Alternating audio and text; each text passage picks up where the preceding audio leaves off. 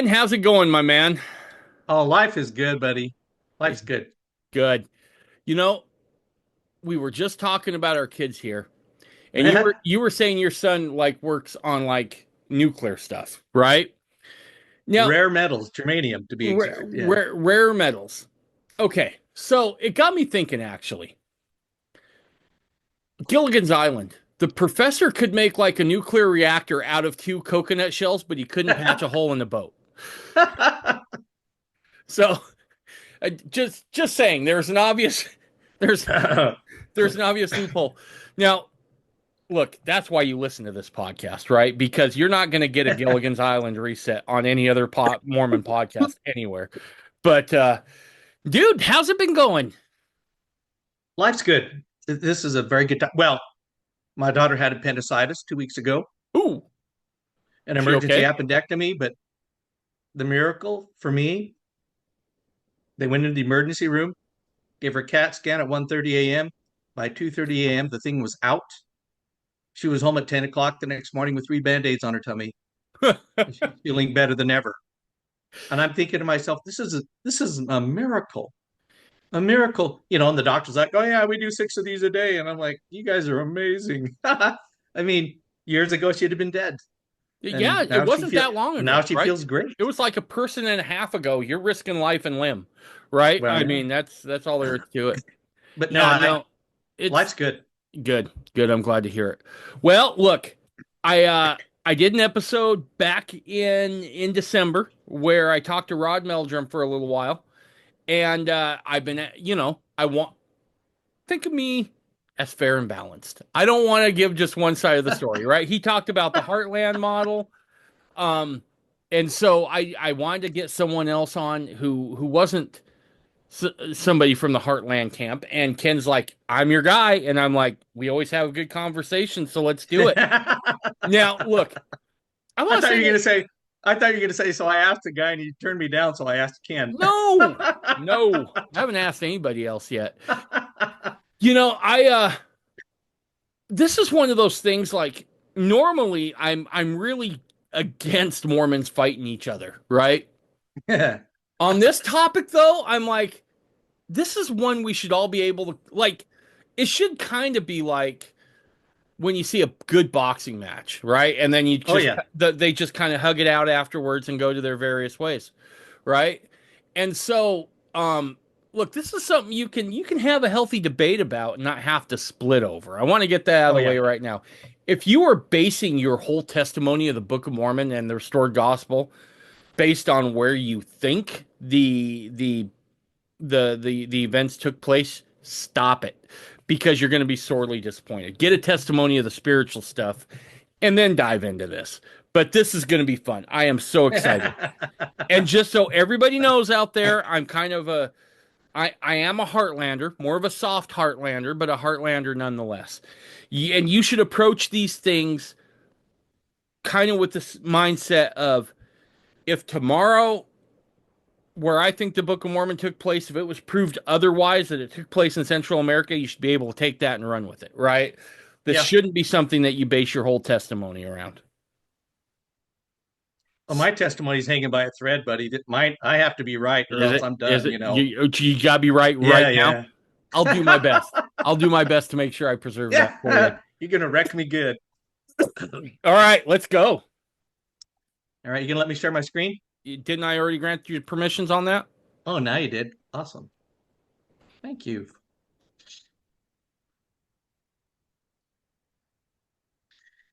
Here we go. Ah, The preface. so you've been around this block a few times. Yes. If you were to ask a Heartlander to justify what they believe, typically what do they resort to right off the bat? Typically, it's something said by Joseph Smith about the letter he wrote back to Emma about crossing the plains of the Nephites and those sorts of things. Very, very good. Exactly. And if you were to do the same to a Mesoamericanist, what's their go-to to justify what they believe? So for them, I think a lot of it is that the actual geography fits down there, as well as all those ruins. And look, they had a thriving civilization down there, right? There were highways Yeah, that connected up from city to city. I mean, there's some good stuff. It does talk about cement in the Book of Mormon, and I know there's a form of cement down there that they use. So those are typically what I hear. excellent. Um, Now, to be fair, I normally don't take sides in this argument. To be fair, I just kind of stir the pot and watch everybody else fight because that's just good, clean family fun. hey, Um, if so you have a gift, you got to share it. You that's know. right. I gotta share it. So I might go to the Heartlander guy and be like, "You hear what that Mesoamerican guy just said? You gotta take that from him." So Absolutely. yeah, You know, a, a couple of my very best friends in my ward, we spar all the time over this stuff, and we have so much fun. as we should. So let's get some of the official stuff out of the way. Since the publication of the Book of Mormon in 1830, members and leaders of the Church of Jesus Christ of Latter-day Saints have expressed numerous opinions about the specific locations of the events discussed in the book. Some believe that the history depicted in the Book of Mormon, with the exception of the events in the Near East, occurred in North America, while others believe that it occurred in Central America or South America, or some say the Baja Peninsula, some say Madagascar, some say Indonesia. I mean, they're all over the place. Although church members continue to discuss such theories today, the church's only position is that the events of the Book of Mormon describes took place in the ancient Americas. The church does not take a position on the specific geographical location of the Book of Mormon events in the ancient Americas. Speculation on the geography of the Book of Mormon may mislead instead of enlighten. Such a study can be a distraction from its divine purpose. Individuals may have their own opinions regarding Book of Mormon geography and other such matters about which the Lord has not spoken. However, the First Presidency and Quorum of the 12 Apostles for Latter-day Saints urge leaders and members not to advocate those personal theories in any setting or manner that would imply either prophetic or church support for those theories. And I'm going to interject here. So if you were to say, well, I'm a Mesoamericanist because Joseph Fielding Smith really believed in that. I mean, that's where I'm off base, where I'm trying to make some sort of authoritative claim that some authority in the church is telling me I need to believe that. That's off base, I think. All Right. parties, and here's the important part, all parties, Dave, should strive to avoid contention on these matters. All Yeah, all right. right. And here's an interesting one for me. In 1993, Office of the First Presidency sent this letter to FARMS, the old Foundation for Ancient Research Mormon Studies, now defunct. The church emphasizes the doctrinal and historical value of the Book of Mormon, not its geography. While some Latter-day Saints have looked for possible locations and explanations for Book of Mormon geography, because the New York Hill Cumorah does not readily fit the Book of Mormon description of Cumorah, there are no conclusive connections between the Book of Mormon text and any specific site. I recognize that's a good, 30 years ago already. Where did the time go? But the church, the LDS church, very wisely stays out of the fray because, as far as I'm concerned, they keep their eyes on the prize, Right. which is to preach the gospel and redeem the dead. That's what they're about. All right. So as I introduced this thing initially, what you expressed was basically what Neil Rapley said in his article about this. In general, there are three types of evidence: the so-called prophetic evidence, statements of Joseph Smith, and some of those are, well, we have to question all of them because they're historical, coming from either prophetic passages in the Book of Mormon or things said by Joseph Smith or another modern-day prophet. The Okay. second type of evidence is anthropological evidence, archaeological, cultural, linguistic, or even genetic data from ancient America, which both parties rely on that to some extent. They do. Number three, geographic evidence, the actual lay of the land, geologic, topographic, and hydrologic information, etc., which tends to be where the Mesoamericanists tend to lean. Right. So far, so good. So far, so good. Making sense.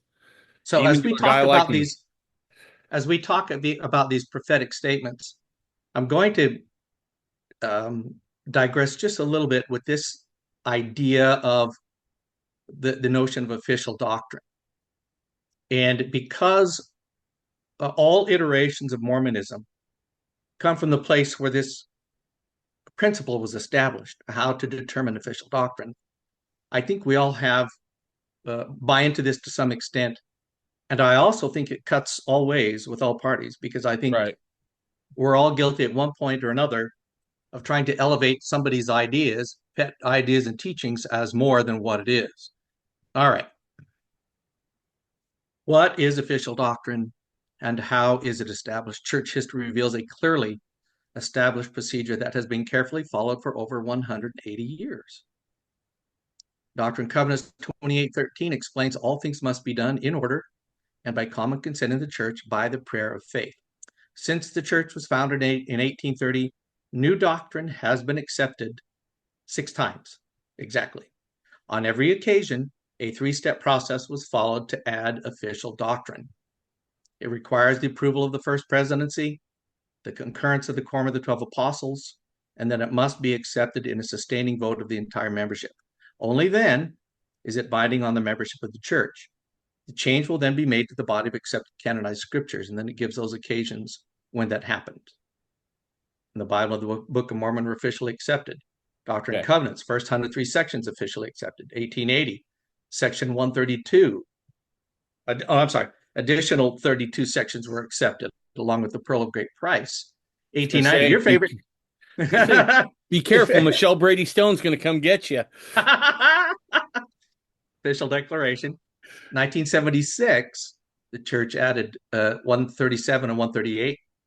And 1978, the official declaration on priesthood, revelation on priesthood, race and priesthood. Okay.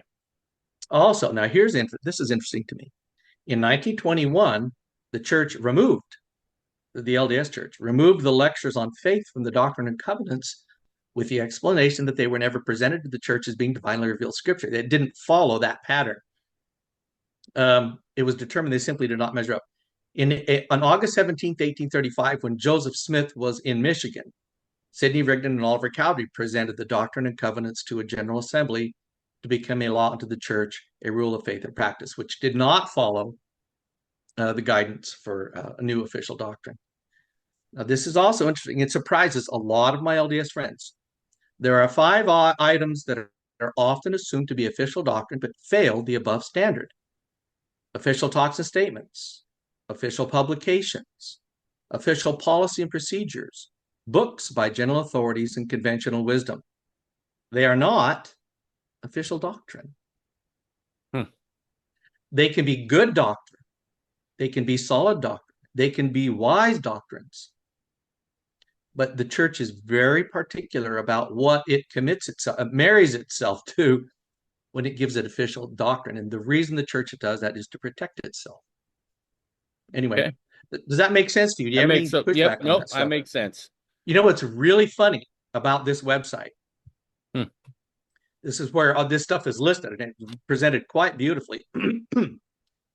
StayLDS.com. Do you know who created that website and who still maintains it to this day? Your I good friend believe John. his name rhymes with Don Jolin. and he knows that he still maintains this. Yep. And to his credit, Yep. this is a critical thing for us to understand when we start talking about prophetic statements and opinions, even of the prophet Joseph Smith, about certain things in our lives. It's critical for us to understand what is canon and what is not. Gotcha. So we can elevate his opinion and pay heed to it, but not have to hold the church as a body to it.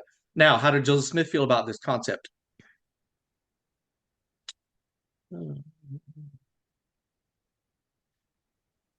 What? I can't see that because of this banner. I don't know. Oh well. A contemporary of Joseph Smith stated, Edward so-and-so, I have heard the prophet say that he did not claim perfection, but possessed human weaknesses. We know this. He said, when I speak as a man, it is Joseph only that speaks, but when the Lord speaks through me, It is no more Joseph Smith who speaks, but it is God, and let all Israel hear. I think we know that, right? We've heard that. Not every word that comes out of his mouth was the word of God. And that, or as I've heard you say about Brigham Young, I don't worship Brigham Young, Right. right?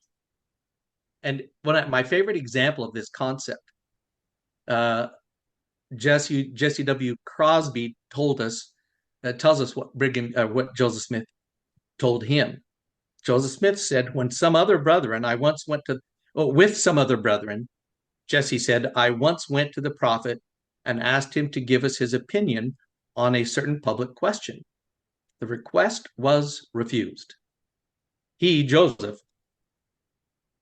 said that when he ventured to give his private opinion on any subject of importance, his words were often garbled and their meaning twisted and then given out as the word of the Lord because they came from him. That And is that right so, there is why I will never start a branch of the restoration, because that is entirely too much headache to worry about. I love that. And I don't know when he said this. I assume it was later on in his life, toward the end, that he had learned this Oh, hard lesson. And what I find interesting is that when the Saints went to Utah, to Deseret, Brigham Young in particular, he just let fly yep. because he was such a great extemporaneous speaker, and he was very comfortable speculating from the pulpit. And speculations are really quite extraordinary. But as far as the Latter day Saint leadership today goes, they are super careful Yeah. for that very reason. Anyway, Well, so all of this stuff, go ahead. People forget in Brigham's day, he can just let it rip, right? Because Yeah, yeah. they're not running any longer, right? They're like, Right. we're out of the United States. You know, it's only friendlies here at the moment, right? I mean, there's he can let it rip. He can talk about some things that Joseph probably told him that he just couldn't talk about in Yeah, Illinois or that's true. certainly Missouri, right? He's got a blank check. Do you imagine? Because Brigham Young was prophetic. He saw the future Oh, in yes, many he did. respects. But I'll bet you anything he would be surprised back then to know how his words are spread around today. I'll bet because he Oh, was out in Utah all by himself. I'll bet he'd freaked out. Man, I probably shouldn't have said that about the oh, moon, or oh. Well, and here's part of the problem, right? And we take it for granted today. So, good buddy of mine, shout out to Tom. He said something once in priesthood right after I moved here. He said, "Yeah, look at Dave. I mean, he says things that are going to be on the internet forever." And I'm like, "Let's not talk you about that know. anymore, right? Like you're freaking me out. Let's not do that anymore." Uh, But he's right, right? And now the benefit to that is that Ken, they get to hear our voice inflection. They get that's to see true. our facial expressions, right? So if I say something like I just did about the professor in Gilligan's Island, no one's taking me serious, right? Right, right. You don't get that from the written word. Sometimes you can deduce it, but other times it gets a little dicey, and so I've often wondered, like, oh man, I said that and now they're reading that and they don't get that I was joking around or something, right? Um, Yep, and so yeah, you got to be super careful here. You got to look at the source. Source says, right? I'm a guy that typically says, unless it's a direct journal entry, I need two or three sources that say relatively the same thing before I'm willing to attribute it to Joseph. exactly. Amen. Which brings us, I mean, that was a nice segue into this concept of what's called historical method.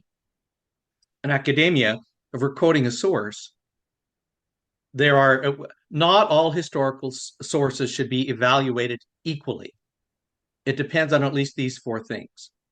Number one, the closer a source is to the event which it supports or purports to describe or chronologically, the more one can trust it to give an accurate historical description of what actually happened.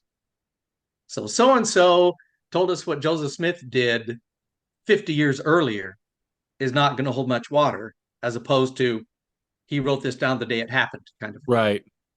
Number two, a primary source is more reliable than a secondary source, which is more reliable than a tertiary source, Yep. and so on.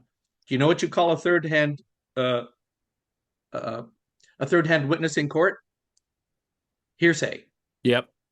I was gonna And I was gonna oh say boy, not evidence. right, right. The anti-Mormons love those tertiary sources Yep. because they'll say anything, Yep. especially if your name is William McClellan. Oh yeah, 50 years after the fact, Right. Joseph Smith's wife Emma, his widow, decided to confide in me the most personal thing that she would never confide in anybody. The guy, me, William McClellan, who stole all the bedding out of her house when she was trying to give it to Joseph in Liberty Jail. I mean, who's going to Right. believe that? Why? Everybody who wants to attack the church. All right. Number three, the tendency of a source is its motivation for providing some kind of bias. Is it a hostile source? Is it a source that's a little too friendly? Joseph Smith could do no wrong, Right.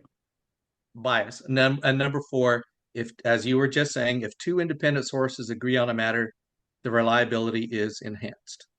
If the source is different from one another, we have to start asking questions. Anyway, we refer to that as the historical method. So on with the prophetic evidence. And I start here with Cumorah. In my view, that's the Heartlanders' stake in the map.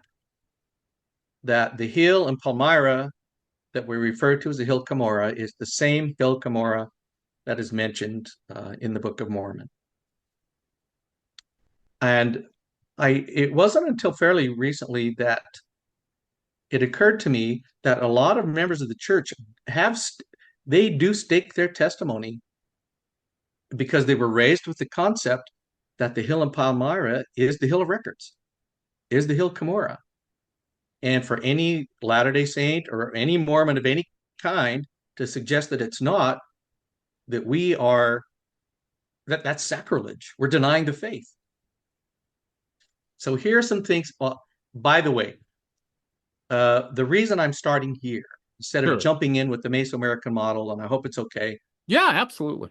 is because I fully expect the majority of people who I hope will listen to this are Heartlanders. And I know they're devout people, good people, friends, right? Sure. And if they're going to give any space whatsoever to what I want to present about the Mesoamerican model, I have to be able to first give them a reasonable alternative to some of the things they believe about the Heartland model. Does that make sense? Yeah.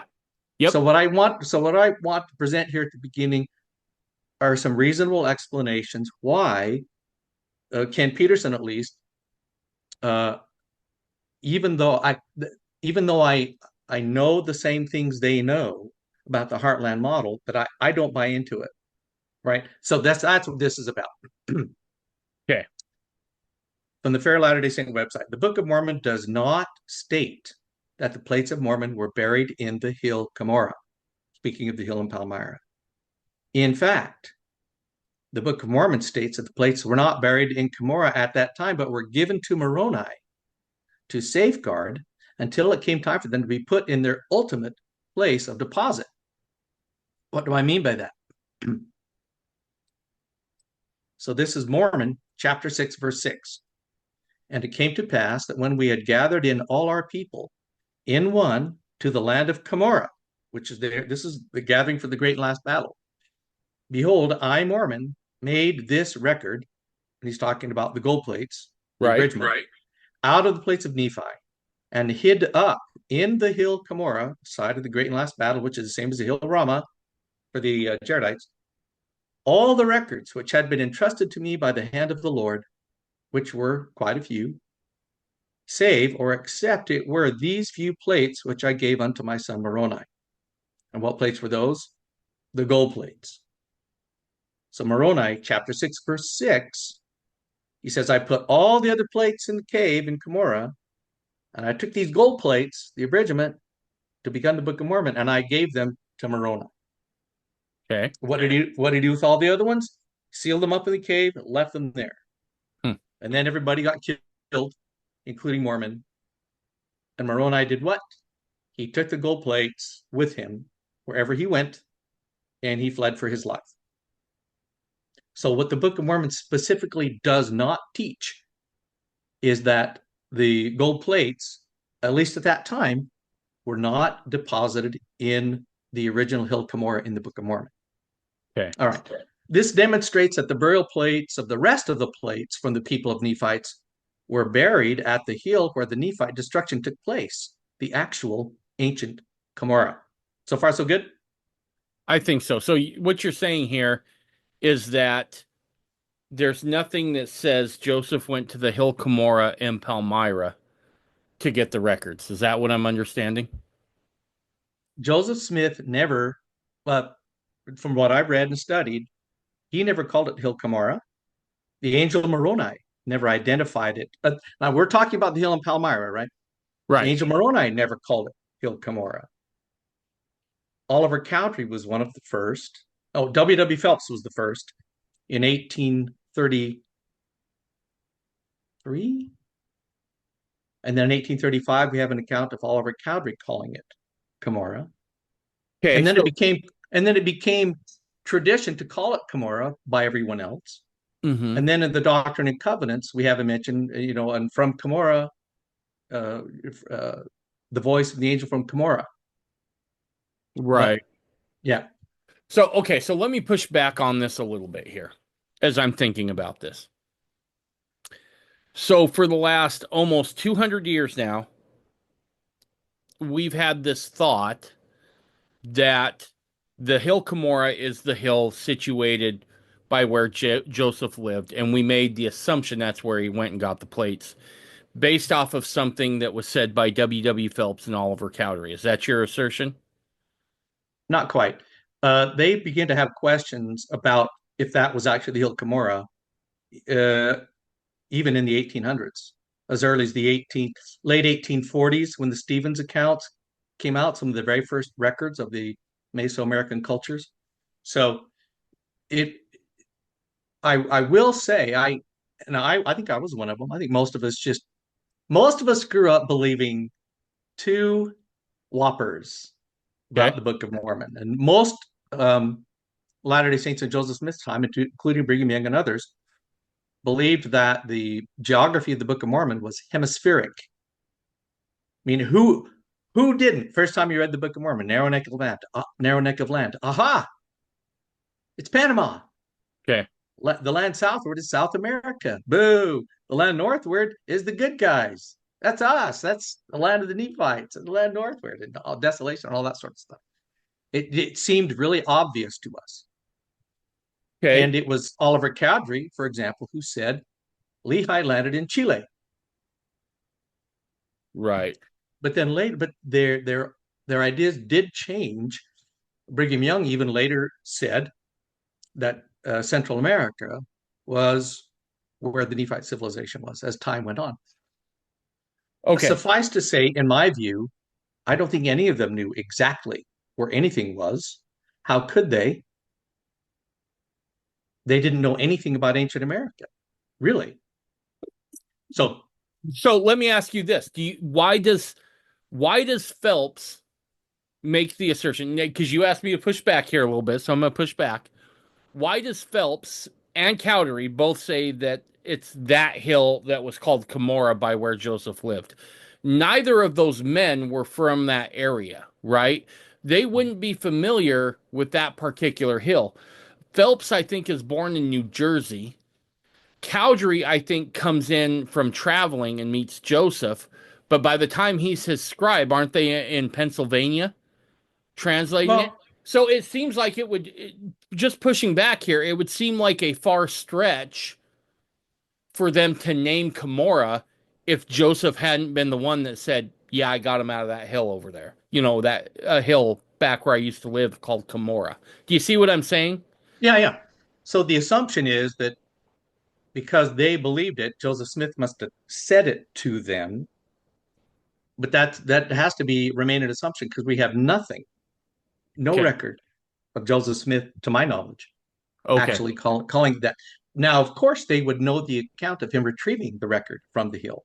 Right. Moroni put it, and I would imagine they would make that assumption for the same reason they assumed the hemispheric model of Book of Mormon geography. I guess my point which is though, Heartlanders don't believe that either. right.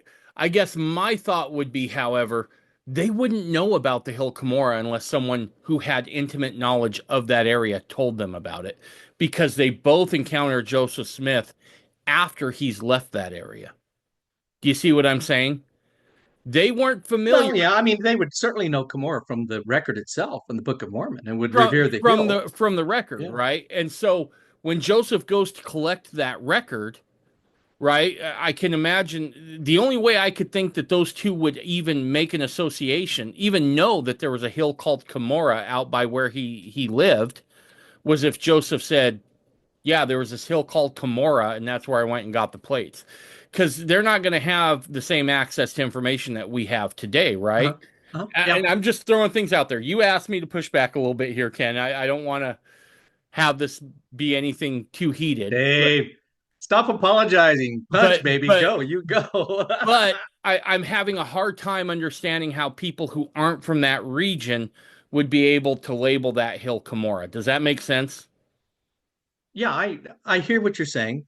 Um, it seems like well, they made lots of assumptions about lots of things Sure, in because of the ignorance of their understanding of the ancient inhabitants or any history of the American continent at all. So I and I also allow, because we don't have any record of him saying that, Joseph Smith, right. that it's also possible that he did. But what we also know is that later in life he was open to other options. Sure. Probably, like I say, probably because they were all, and I may get in trouble for saying this.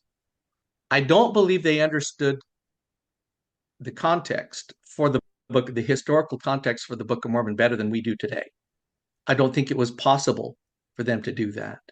We've had that book for over, well, for 195 years, Hmm. digitally and otherwise. And we've had some of the wisest and most inspired minds on earth study the book and give us all kinds of insights about the book. And we know more about ancient America than anyone ever has.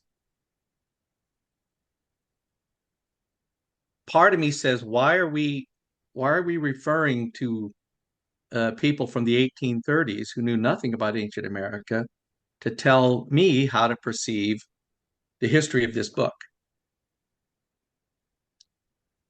You know, My yes, he was the knee-jerk prophet. reaction is Yes, he translated it. Yes, but as we well know, there are things he translated he didn't even understand. right. Right. Okay. So here we've I think we've established that Joseph never said on record that we have that he went and got those plates from the hill Cumorah just outside of Palmyra. That's true. Okay. That's true. Nowhere in any official statement or even an unofficial statement did Joseph Smith say, "This hill is where the great and last battle occurred for the Nephites and the Jaredites. This is Okay. Cumorah. This is Hill Rama." We don't, to my knowledge, we don't have that. Historical accounts of artifacts found at the site by farmers and so forth are only unsubstantiated folklore accounts. Even if true, the accounts show that the arrowheads that could be found were tampered with and carried away and sold. So there is nothing left but the accounts themselves, which are not archaeological evidence in themselves. And if arrowheads were found there, does that really prove that it was Cumorah?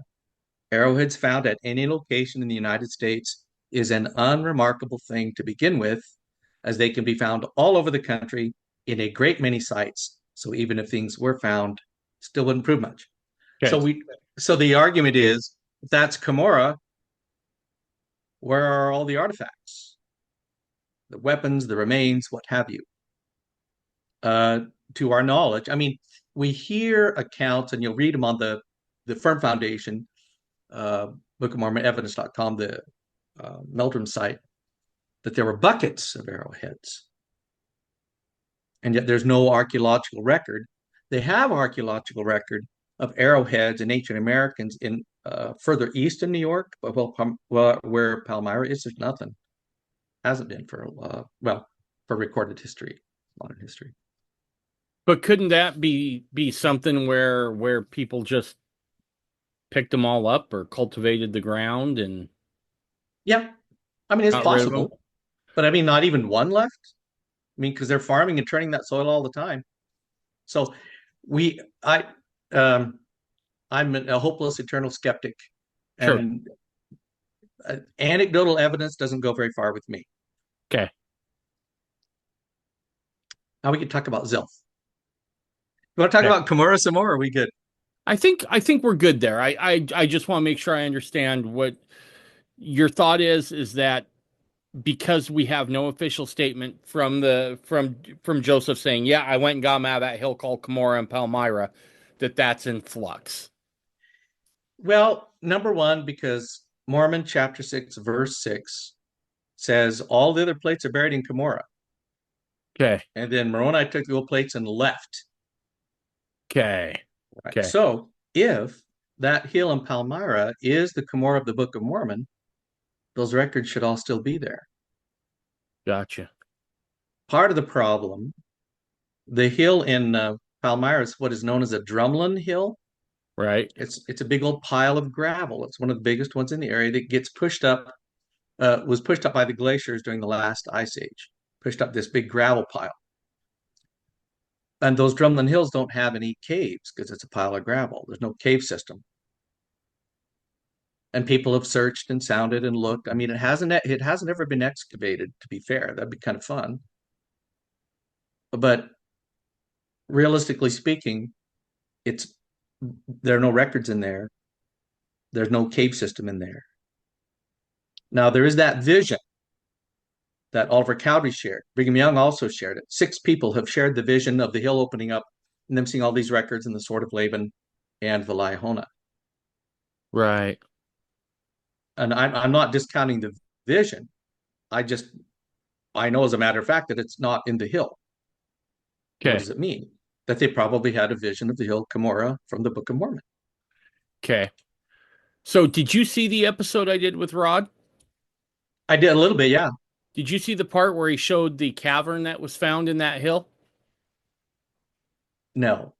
Okay, there is a cavern that was discovered by some kid falling into it not that long ago, actually.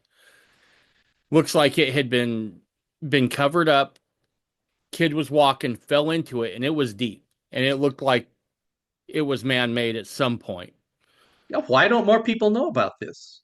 I don't know. He showed pictures on here. Wow, I'd like, yeah. Yeah, it's I'm, on. I'm gonna have to go back and have a look Yeah, at that. go back and look at it. I'll see if I can't find it and timestamp it for you and send it.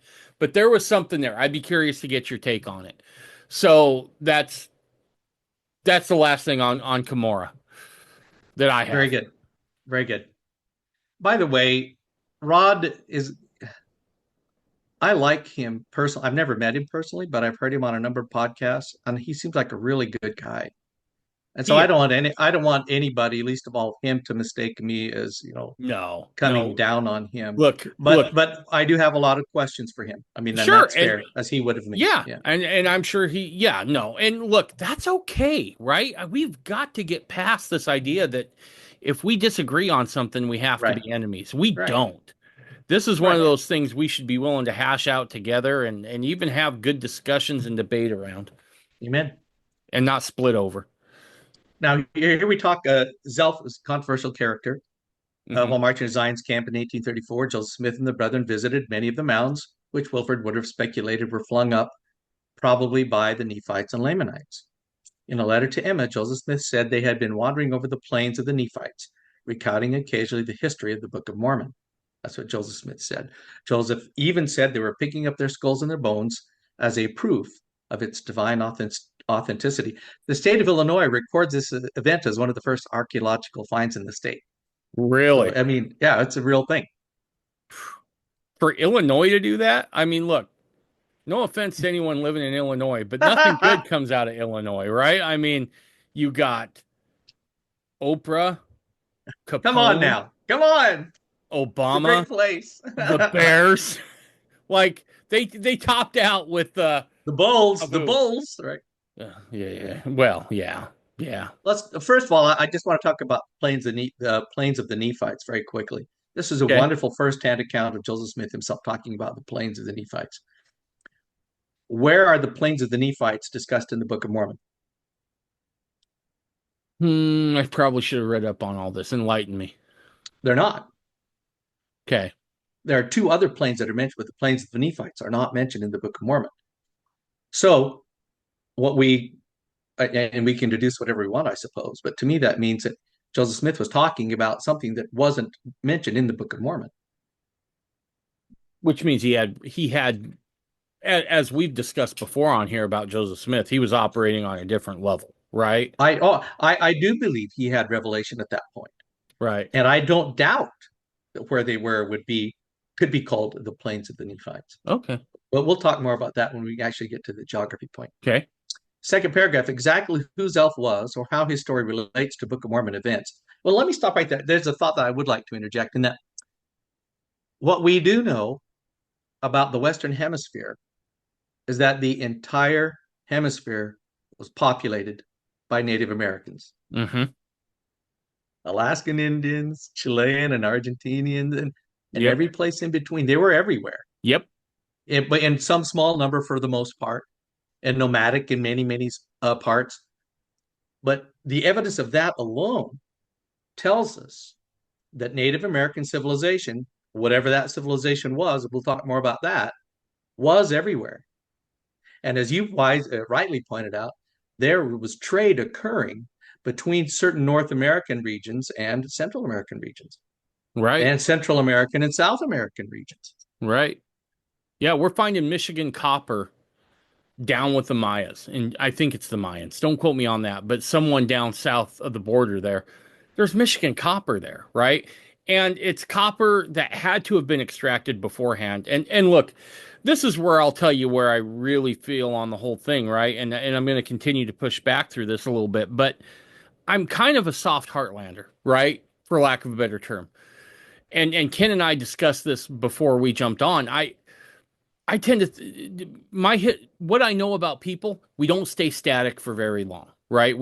There's always that party or that person is pushing the boundaries of exploration a little bit. And so this idea that if there's Michigan copper down south, given what I have studied in history and what history shows us is that when you have trade going on, you're also going to get cross pollination of ideas, principles, and theories. And so, even if it was as I believe, most of it took place up here, to say there weren't outposts of a thriving civilization down south, I don't think that would necessarily be accurate either. Well, the book, and we need to keep in mind too that the Book of Mormon explicitly teaches that there were at least three massive northward migrations that were never heard from again. Right, I was talking about Hagoth because he got that cool name when he's on his ship, but there were people who went on foot into the land northward, never to return. Right. right, And I may as well bring it up here. There's the third great false assumption about the Book of Mormon is that the great and last battle at Hill Rama, the Jaredites killed every last Jaredite. right, That's like saying if the Democrats and the Republicans went after each other to kill each other in Washington, D.C., everybody in the United States would kill each other. And even in our day where we know what's going on, right? That would never happen. There would always be survivors. In the Jaredites' day, where they did not have any means of mass communication, all of these and the Jaredites, by the way, by the time that great and last battle happened, the Jaredites had been there almost yeah, 2,000 years. yep, They were, they went everywhere. The evidence indicates that same genetic material from Alaska to Chile, with a couple of really right, weird outliers. But and just because the capital in the capital of the Jaredite capital killed each other doesn't mean every Jaredite on the Western Hemisphere ended up killing each other. right, It's one of those huge false assumptions that we jump at in the Book of Mormon because we didn't know any better. right, And clearly, archaeology, anthropology, history teaches us that Native Americans were here. yep. Yeah, welcome. Yeah, some of them to welcome Laman and Lemuel, and some not to welcome Right. the Nephites. But all Yes. right, All right. Exactly who Zelph was or how his history relates to Book of Mormon events, however, remains uncertain. In an account published as part of the history of Joseph Smith in 1846, after Joseph Smith's death, and this is where we get official, the so-called official account, the one that people are aware of. Right. Zelph was directly linked to the final battles fought between the Nephites and Lamanites in the 4th century. The visions, and I'm quoting it now, the visions of the past being opened to my understanding by the Spirit of the Almighty, I discovered that the person whose skeleton was before us was a white Lamanite. He was a warrior and a chieftain under the great prophet Omandagus, who was known from the hill Camorra, or Eastern Sea, to the Rocky Mountains. His name was Zelph. He was killed in battle by the arrow found among his ribs during the last great struggle of the Lamanites and Nephites. Hmm. So you understand why the Heartlander loves this, because it basically proves everything they're saying. Right. Despite it sounding like it was written in Joseph Smith first person voice, um,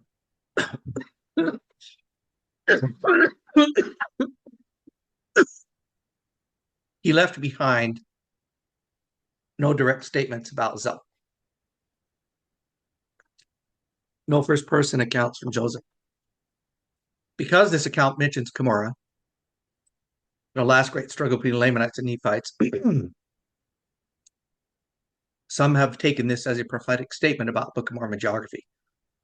However, when this account is compared against the manuscript history of the church and the earlier sources on Zelph, the explicit connections to Book of Mormon places and events become tenuous.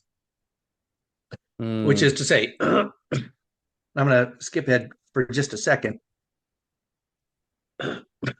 Here are the 5 original accounts, original second-hand accounts of that event. Excuse me. They're all very early. Heber Kimball's is the latest, but look at what they do not agree on. Which of those 5 accounts mentioned Hill Camorra? 1 out of the 5, only Wilford. Which of them mentioned the last battle? Only Heber C. Kimball. Which talked about the Nephites? None of them. Which talked about Zelph being a warrior? Everybody but Moses Martin. Right. That he was a Lamanite? Everybody but Moses Martin. Who said he was righteous? 3 of them said he was, 2 of them didn't say. Interesting. And this is a very common practice at that time period, to take the journals, put an idea together, and whoever was in charge of the journal would, massage it to make it how they remembered it, right? Sure. Why would they remember it differently? It's hard to say. Was it a part of what was in their head that they were injecting? Hard to say. So number 1, none of the early accounts about Zelph written by people in Zion's camp mentions the Nephites. Furthermore, in the pre-publication manuscript written in 1842 and 43 under Joseph Smith's guidance and direction, and Nephites is crossed out. But it got in 1846 anyway. Number 2, the last great struggle, as with and Nephites, the word last is actually crossed out in the pre-publication manuscript prepared under Joseph Smith's direction. Thus, when reading the pre-publication manuscript without the crossed out phrases, we only find that Zelph, himself a Lamanite, was killed during a great struggle with the Lamanites. Number 3, Hill Camorra, once again, in the pre-publication manuscript, Hill Camorra is crossed out, and thus Onondagas is only said to be known from the Eastern Sea to the Rocky Mountains. So somebody injected. Do we know who made the revisions on that? No, I don't think there's any way to know that. Interesting. But it was, but those things that were crossed out were under Joseph Smith's direction while he was still alive.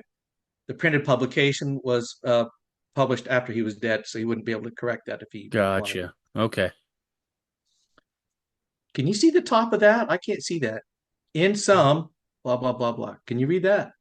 In some, all details connecting Zelph to specific Book of Mormon places or events in the history of the church article are crossed out in the pre-publication manuscript and are poorly supported by primary sources. So that's the contention with the Zelph statement. And as far as the historical method that we talked about, you'd have to take that statement Right. and it's tenuous. Then we talk about Zarahemla. On July 2nd, 1839, Joseph Smith and other church leaders visited the site of Zarahemla across the river from Nauvoo in question. The entry published in the history of the church reads as follows: spent the forenoon of this day on the Iowa side of the river, went in company with elders Sidney Rigdon, Hiram Smith, and Bishops Whitney and Knight, and others to visit a purchase lately made by Bishop Knight as a location for a town, and advised that a town be built there, and called Zarahemla. Referring to the settlement as Zarahemla before the March 1841 revelation is consistent with what other historical evidence showing the saints already referred to the site by that name. So because it's mentioned that, what do we hear from Cumorah? That's in, I think it's section 125, I forget right now. The fact that they were already calling it Zarahemla long before the section in the Doctrine and Covenants indicates that it was a tradition that they had begun at least as early as 1839. Going on, these early references to the name of the Iowa settlement previous to March 1841 indicate that the saints referred to it as Zarahemla long before the revelation in question. There is no indication in these early sources that this designation was based upon revelation, or even that it was Joseph Smith's idea. The purpose of the revelation was most likely to counsel the saints to gather at the appointed place and not, as the authors of the Heartland theory suggest, to reveal the ancient location of a Book of Mormon city. Again, what did he not say, or what did anybody not say? Right. This is the ancient city of, yeah. The saints did what they would often do, name places they lived after places mentioned in the Bible and the Book of Mormon. There's no compelling reason to associate the Iowa settlement with ancient Zarahemla. And look, to be fair, and this is one point I'm willing to concede because I've heard this argument before. I don't think just because they named the place Zarahemla means that that's where it's at, right? Yeah. Look, there's a far west Utah. There's a bountiful Utah, right? And in no ways do I think that the Book of Mormon narrative takes place in Utah, right? Right. I don't see that. Well, And the canal in my hometown is called the Sidon Canal. right. And so there's no way that I'm willing to go out and call that definitive by any stretch of the imagination. Then we talk about this issue. By the way, I think it's interesting what the other side calls their geography theory.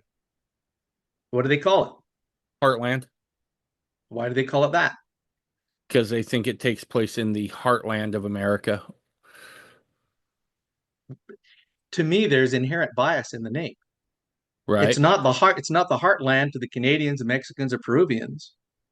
It's the Okay. heartland to the people who are from there and who want it to be there. That's why they call it the heartland. I mean, if the Mesoamericans were smart, they'd call it the Mesoamerican Holy Land or something.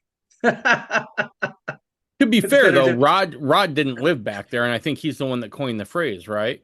Well, it's still America. Okay. All right. All right. I see where you're going there. You feel like that maybe that name adds some sort of For me, yeah, it nationalist betrays a certain fervor. bias. Yeah, they want it to be there. Anyway, Joseph Smith, quote, speaking of the land of Zion, it consists of all North and South America, but that any place where the saints gather is Zion, which every righteous man will build up for a place of safety in his children, for his children. The redemption of Zion is the redemption of all North and South America. So the idea that the Book of Mormon or Joseph Smith or anybody else only thought the United States of America was the promised land, uh, I have to say that's an affront to every other American Latter-day Saint in the Western Hemisphere. The Mm-hmm. Peruvians believe Zarahemla's in Peru. Mexicans believe it in Mexico. You Right. know, I don't know what the Canadian saints believe. I don't know who they They're would. waiting for the scripture that comes forward that talks about abundance of syrup, maple syrup. Then they can narrow it down. Proponents of the so-called heartland interpretation claim that Joseph Smith's usage of such terms as this land, this continent, or this country indicated specialized usage that must and can refer only to territory within the United States. Contrary to that view, the historical evidence suggests that Joseph Smith never considered that. The question of the Book of Mormon geography was settled by revelation, and that those terms, as applied to the Book of Mormon, do not reflect a specialized usage, but refer to the land, continent, and country of America, meaning North and South America, not only the United States. The interest of Joseph Smith and other early Latter-day Saints in the remains of pre-Columbian culture accessible to them does not justify the claim that he believed or taught an exclusive United States geography, is my contention. All right. I do want to go ahead. Let me push back here a little bit, because I'd like to get your interpretation then of the letter Joseph wrote, right? Because that is a pretty hardcore piece of evidence, because it's in his hand, right? There's no doubt. Which letter are you talking about? The one that he writes to Emma about coming over the plains of the Nephites. Yeah. So in your mind, what's your thoughts there when he calls that area the plains of the Nephites? Is he referring to... I would just like to get your idea about what it is you think he's saying there exactly. John Clark was the first to actually publish, but he's not the first to come up with this idea. Right. Everybody recognizes that the Book of Mormon, even though it dealt with just the local, essentially their local culture and population. Okay. I mean, they had the land southward, the land northward. Beyond that, we don't know anything. Right. But it does explicitly state that there were at least 3 groups that left that area that they were concerned with, and all 3 of them went north and never came back. And as I said before, there were people everywhere. So assume, for the sake of discussion, that Zarahemla was in Mesoamerica. We'll talk more about that. Sure. And that there were people who were related to the Nephites or the Lamanites who went north and settled up north. There's no reason why that couldn't be the plains of the Nephites. Okay, I see what you're saying. Okay. Anyway, that's referred to as the hinterland hypothesis. Okay. That even though the Book of Mormon, what we're talking about is not where other Nephites went. What we're talking about tonight is where Zarahemla was. Right. I mean, that's what we're really interested in, right? Okay. Where all that stuff happened, in the narrow neck of land and stuff. Okay.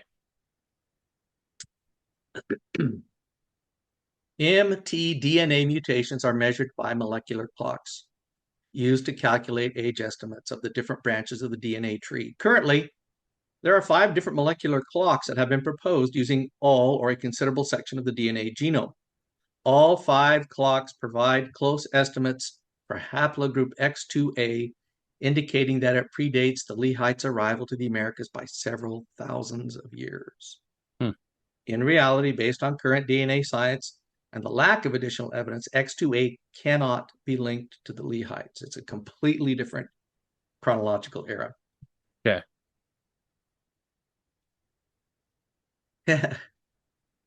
I have to laugh when I see this picture. I'm looking at some of the Heartlander relics. Have you ever Googled Heartland relics? I have not.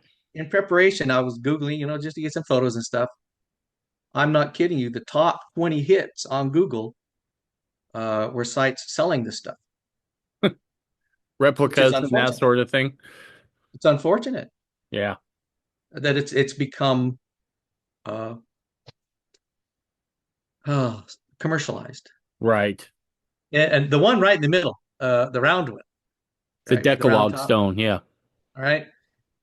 I have a wonderful client who should go nameless. I was working at her house one day, and she comes out clutching this Decalogue stone replica and was telling me all about it and how excited she was. And she bought it, and she knew it was just a replica. She was holding it like a holy rosary. Well, and wanted to get me to hold it and see how I felt when I was holding it. And as politely as I could, I said, I'm one of those guys that believes that I don't buy into the Heartlander theory in its entirety, right? Look, she seemed, and I was trying so hard to be nice. Anyway, look, here's the thing. I'm a guy who thinks the Decalogue stone might have some chops, right? However, I'm not going to clutch a replica relic and treat it like it's a rosary or something, right? It's a replica. So, beginning in the prophet's lifetime, the unfortunate creation and circulation of unproven artifacts, modern forgeries, and other hoaxes began. We know this to be true. Joseph String, or James String. And some have connected a few of these forgeries to the Book of Mormon or Latter-day Saint history specifically, while other falsified artifacts have been associated with the Book of Mormon indirectly. Is there a danger to this? Oh yeah. I mean, look, if bad evidence is being passed around, right? It, that needs to be gotten out of the equation, right? Because we can't make any headway with with falsified information, right? Well, and it casts a bad light on the real evidence, the good evidence. Yes, So yes. we're going to talk about each of these renowned relics. Kinderhook plates. Do you buy into them personally? I'll be honest, I haven't done enough research on them myself to These are formulate. one of the first ones they presented to him, trying to test if he could translate or not. Right. And people say, "Oh, he was hoodwinked." Did he ever publish anything? Did we worship the Kinderhook plates? No, No, no. no, he didn't. Allegedly had been excavated in the town of Kinderhook. Don't you want to live there? Illinois, and were brought to the prophet with hopes he could translate the engravings. Six small brass or bell-shaped brass plates, as you can see, that's the size. Hmm. For many years, Latter-day Saints thought the plates were authentic, even though one of the men involved in their discovery admitted they were fraudulent. Many years later, scientific study would demonstrate that the plates were in fact modern forgeries. This has been the position of the LDS Church ever since. The Michigan relics. I didn't know how many there were. There were a I was lot. trying to find some good pictures, and there are pictures of everything. There were hundreds of them. Another set of forgeries connected with Latter Saint history is the so-called Michigan relics, beginning in 1890. Hundreds of objects were made to appear as the remnants of a lost civilization.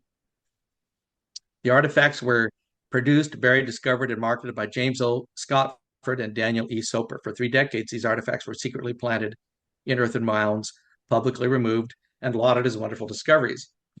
They were really good at finding those things, weren't they?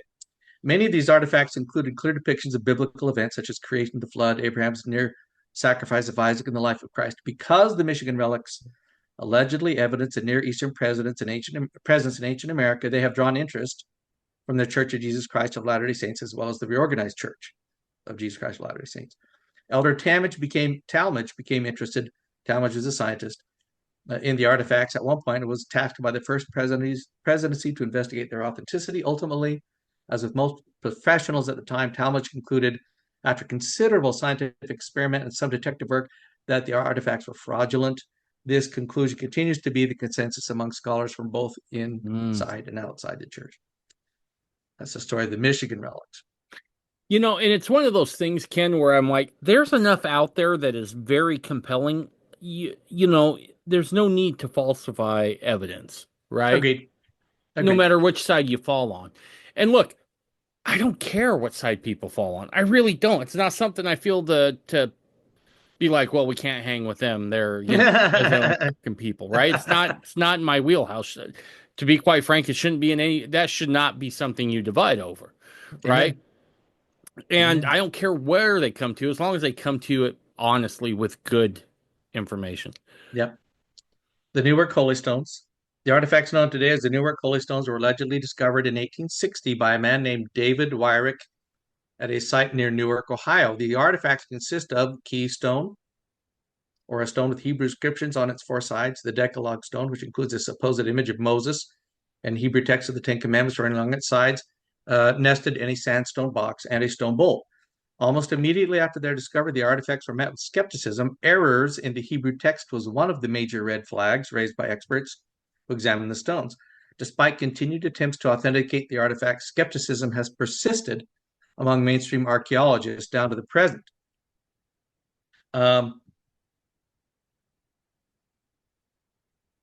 Where did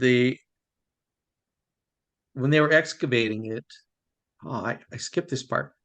One of the guys who was assisting, I might have that confused with another. I've confused that with another stone, I think.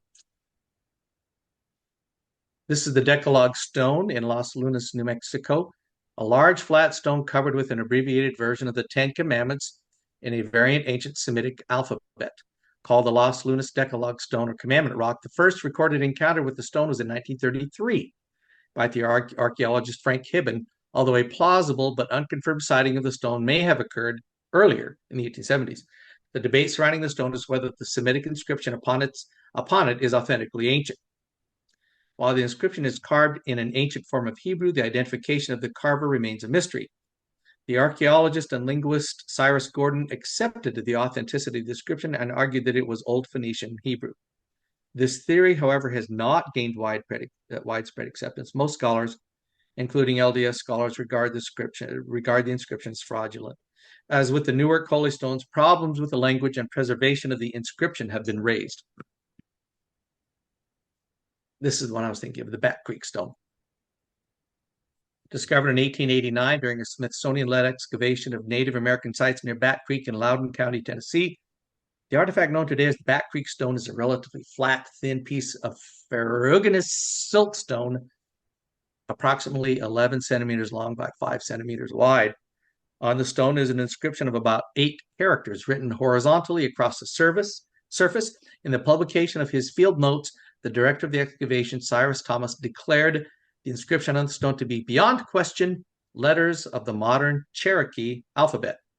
Excitement over the stone increased when Cyrus Gordon published arguments that the inscription on the stone was actually ancient Hebrew and read for Judea or for the Judeans. According to Gordon, the inscription lends credibility to the idea that the ancient Jews successfully migrated to the New World. In recent years, the authenticity of this inscription has come under critical scrutiny. John Emert, Thomas' assistant, who was the one to actually excavate the mound where the stone was discovered, has been charged with forging of the characters on the stone by using available 19th century sources. Gordon's contention that the characters are authentic ancient Hebrew has likewise been challenged. While some have continued to defend the authenticity of the inscription, the Smithsonian itself now regards it as fraudulent. Okay, I want to stop right there at that spot there, because there's something I'm seeing here, and this is part of my pushback with this when I do talk about this, is, and I want to be careful here because I don't want to throw all of archaeology under the bus. There is a school of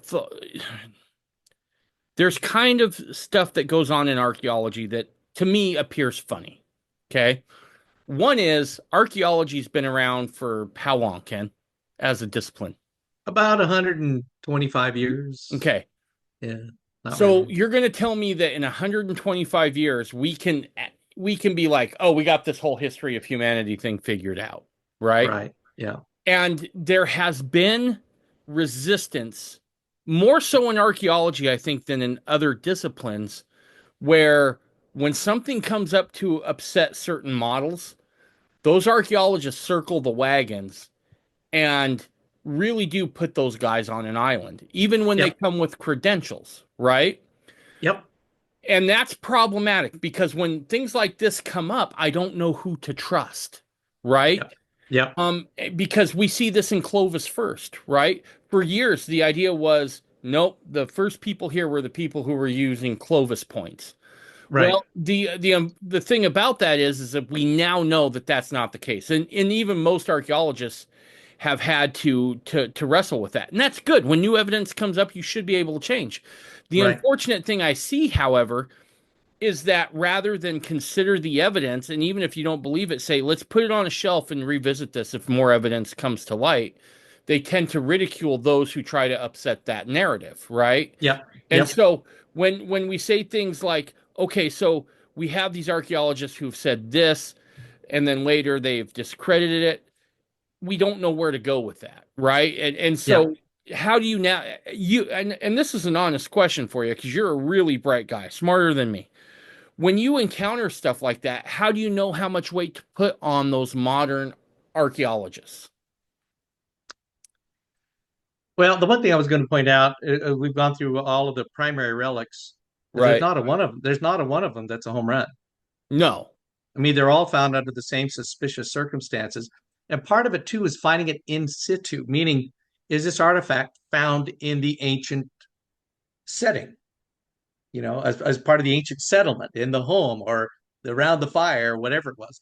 They always seem to be found, oddly enough, all by themselves somewhere that nobody can say exactly. And they can't prove that it was related to anything in the surrounding archaeological area. And that's one thing all of these relics we've talked about tend to have in common. Okay. Um, and I agree with you. The established authorities can sometimes be reluctant to accept new ideas, especially if they're outside the box. And you and I have had that discussion before. Um, the other thing that I have found is when the archaeological evidence or artifacts are so abundant that they're overwhelmingly, undeniably so. That's another matter. Okay. But what we see here are a quite varied bunch of collections, which, in terms of the artisanship, I mean, any Tom, Dick, or Harry could have scratched that on there. So, uh, to me, they just seem odd. Okay. And what's really odd is they all seem odd, Okay. and that no one has really known of any real authority. And we'll talk about some of that in a minute too. I I don't trust somebody. The appeal to authority fallacy is not something I am into. No, Oh, and so and I so, don't. so and so is an expert, so he must know better than you. Well, Yeah, that's not and I'm not necessary. saying you were doing that. I don't want you to think I was Oh no, making no, I that don't. I don't. accusation. Okay. No, thank you. I don't believe that at all. Well, we'll talk some more about that. Um, the other issue is, um, in identifying Book of Mormon lands, or where Zarahemla was and that sort of thing. We need to find some sort of archaeological evidence, anthropological evidence of the peoples that really were there during that time period. The Heartland model relies on the Hopewell and the earlier Adena civilizations, Hmm. and there are issues with those. First of all, the spread of the Hopewell culture was from north to south, not from south to north, like the Book of Mormon says that they did. Um, a vital aspect of the Book of Mormon is virtually absent in Meldrum's model, the location of the Jaredites. The Adena are the culture that preceded the Hopewell, but the Right. important fact is that they preceded them in the same area. Remember, the Book of Mormon, they actually overlapped for a bit, Right. right? In the land northward and the land desolation where the Jaredites were, there was some overlap for almost 200 years. Right. Um, the Book of Mormon required that the Jaredites not be in the same area, but rather in the lands north of the Nephites and the Lamanites. And the Adena, that's not the case. The limited North American model Jaredite problem is most obvious when the archaeology around the hill Cumorah is investigated, since Hill Rama of the Jaredites is the Cumorah of the Nephites. Then we should find archaeological Jaredites in that region. Archaeologist John Clark notes a dilemma for those seeking remnants of Book of Mormon peoples around Cumorah if the New York hill from which Joseph retrieved the plates is equated with the Book of Mormon last battle site of Cumorah Rama. The archaeological record of the New York area seems quite misleading when one looks at the sites that have been radiocarbon dated. There is a huge gap in time wherein there is practically no data. Surprisingly, almost nothing is dated within the time period 500 BC to 8400, the period of the Nephites. So in Upper New York, around Palmyra, that area, there was nothing happening there, according to archaeology currently. They radiocarbon dated stuff. So those are issues.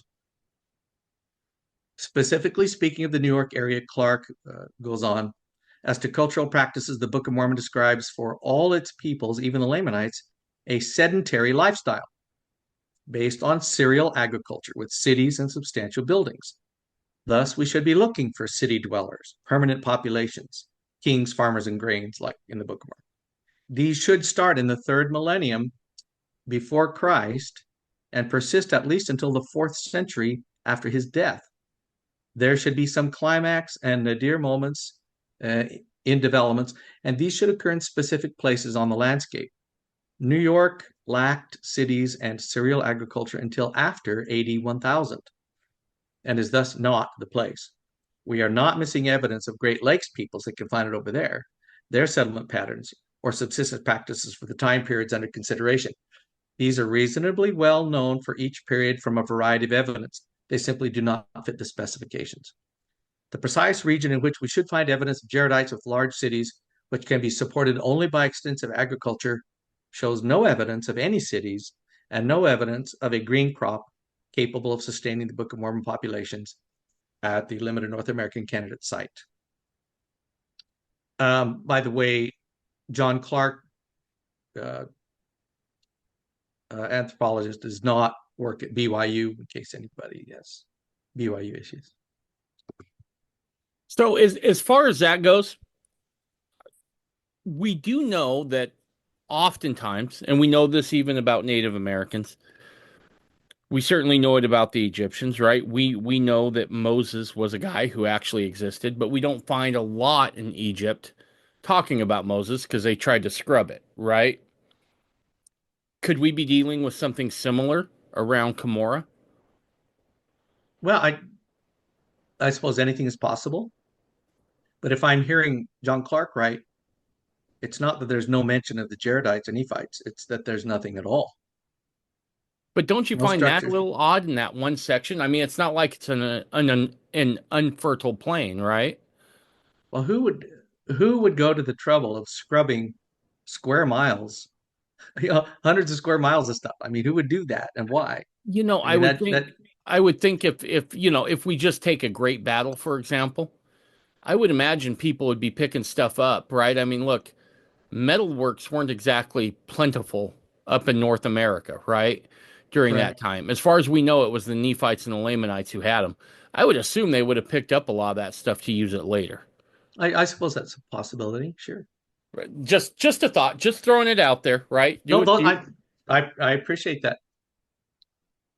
Now, we're done with that part of the presentation, unless there are things you want to discuss. Nope, And that's let me good. just say the that as I was putting all this together and thinking about that and the Heartlander perspective from their prophetic evidence to the relic evidence to leaning on the Adena and the Hopewell, there isn't a single one of those evidences, in my view, that is rock solid. They're all tenuous, Sure, all of them, sure. and that's not a good place to start. Anyway, Look, going on and with I want to be clear up front. I'm not sure there is a smoking gun, right? I hope someday there is, whether that's North or South America. I'll hop on that wagon, right? You show me oh something that says, something like, "Hey, the Savior was here at these dates at this time, and this is the Temple Bountiful." I'm gonna be like, "Cool, I'm on board," right? I don't care if well, it's in Central America. well, you're going to get that tonight.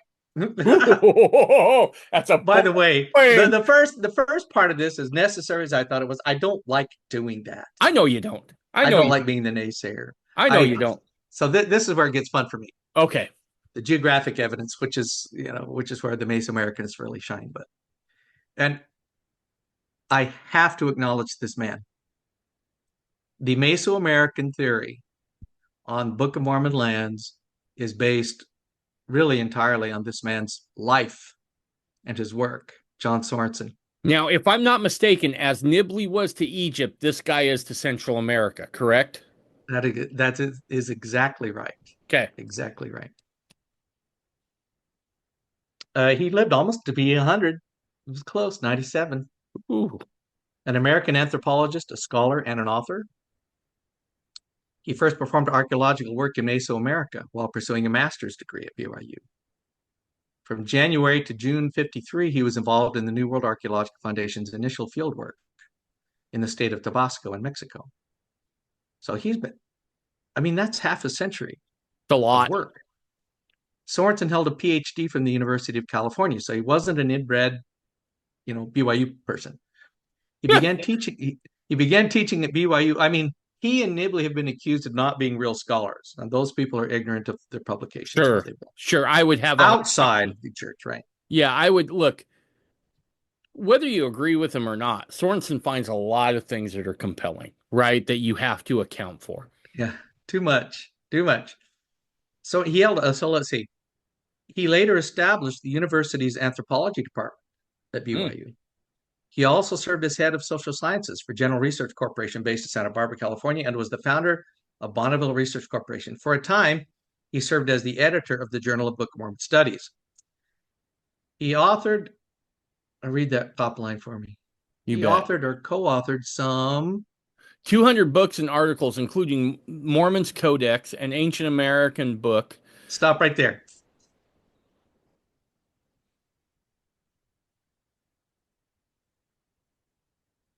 This is Mormon's Codex. This was his last publication, Nice. 2013. Nice. This is the culmination of his life, and this is so dense you just can't believe it. Anyway, let's see. An Ancient American Setting for the Book of Mormon, 1985, and that was the first time his published theory of Mesoamerican limited geography was put forth in that book, published in a book form. He'd been working on it prior to that. Transoceanic culture contacts between old world and new worlds in pre-Columbian times, comprehensive annotated bibliography, images of ancient America, visualizing Book of Mormon life, Mormon's map, the world trade and biological exchanges before 1492. While being a proponent of the history of the Book of Mormon, Sorensen also attacked the poor scholarship that some have used in defending the Book of Mormon. Apparently, he was brutal, not mean, just very exacting. I knew somebody who used to go home teaching to his house. He was All like right. the deacon or the priest, and he knew that if he wasn't prepared, Sorensen was going to ask him about it. Oh, He was also the father of 8 children, all boys, had one adopted daughter, 23 grandchildren, 10 great grandchildren, and served as bishop.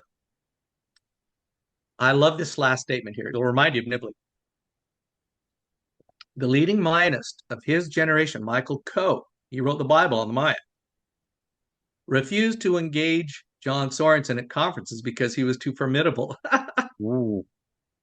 Coe has heaped praise on Sorensen in, of all places, a Mormon Stories interview, where he says that Sorensen is a friend and declares him the leading researcher on paradigm shifting research on pre Columbian transoceanic contact, which Coe admits he finds persuasive. Wow. Coe came out and said some pretty ignorant things about the Book of Mormon, and we don't have time to here and now, but John Sorensen wrote him a public letter and just ripped him a new one. Just slaughtered him with the established archaeological evidence that had been discovered. You know, So, and I suppose this is a good place to point out, right?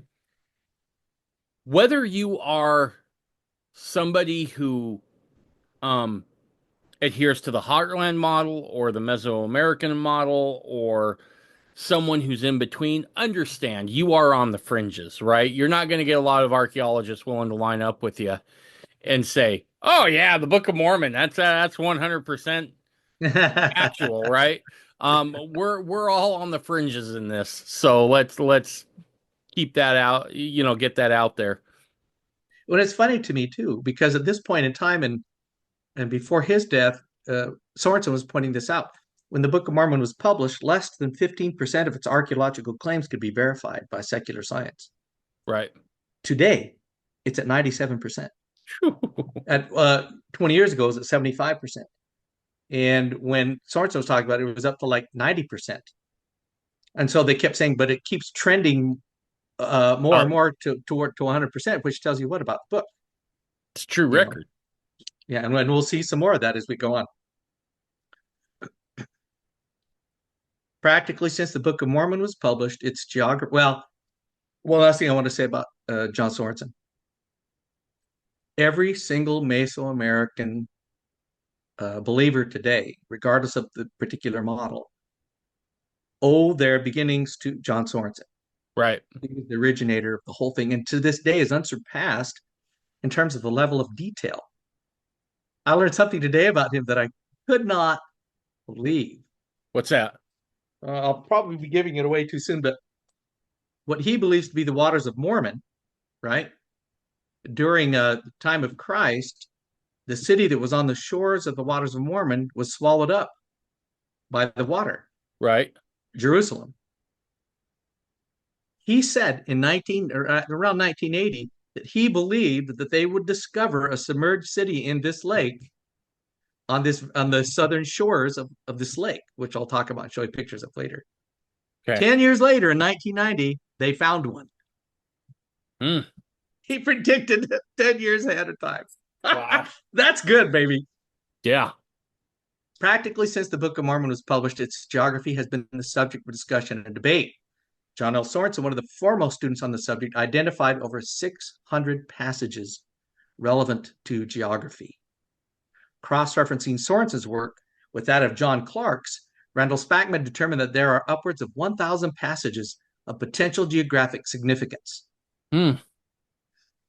Okay. Now, we've already said we're not basing our testimonies on geography, Right. but I have to ask the question. Clearly, geography was important to the Book of Mormon writers. Right. I mean, they went to great lengths to point out their geographies. And they were very meticulous about it and terribly consistent. I'll show you some pictures about that. But why? Why was the geography so important to Mormon and Moroni and everybody? Because it was real. Right. Well, how else are you going to Right. describe what you're doing? All right. Right. Yeah. No, that's a good point. All right. Let's dispense with the hemispheric model. We're going to talk about why both the Heartlanders and the Mesoamericanists uh, settled into what's called the limited geography model. Okay. The hemispheric model, if you go from Alaska to Chile, is 8,000 miles. New York to Peru is almost 3,500 miles. As we'll discover in these accounts, there were armies marching from city to city in not years' times, but in weeks and days, right? Right. And most especially with the Limhi party, who had gone south to inherit their land, the lands of the first inheritance. And then they tried to go back to Zarahemla, but got lost, went past Zarahemla, went clear up to the land of desolation, where they found the 24 gold plates and all that sort of stuff, and then came back and had Messiah translate them. That didn't take them years. That took them weeks. Right. You can't go 3,500 miles in that short of time. No. And here's one of the things I meant, and no insult to the original saints who were reading the Book of Mormon for the first time. They thought simplistically was a hemispheric model because they hadn't done any critical thinking about the events yet. And now that we Right. have, it's abundantly clear to us that it could not possibly have been hemispheric. Nor could the Isthmus of Panama have been the narrow neck of land. Look how long it is. Look how narrow it is. How could you get lost going through that? Right? Right. So, theories of how Nephite lands relate to an actual map of the Western Hemisphere have varied vastly in scale. Where one person has separated a certain city from another by 1,000 miles, another may assign only 10. The Mm. scale of the lands obviously make a difference on how we read the Book of Mormon account. What did Mormon believe the distances were as he authored the history? Did he make enough statements on this subject to allow us to establish an intelligent picture of how big or how little the lands of Zarahemla or Nephi were? Mormon furnished us with a number of key pieces of information from which we can establish distances. And now this is John Sorensen at work. The journey of Alma the First's people, and it gives the references. It didn't take them years. Limhi's explorers' expedition to the land northward, movements in the Amalekite War, Alma II's circuit of cities preaching repentance. That happened pretty fast in like a month's time.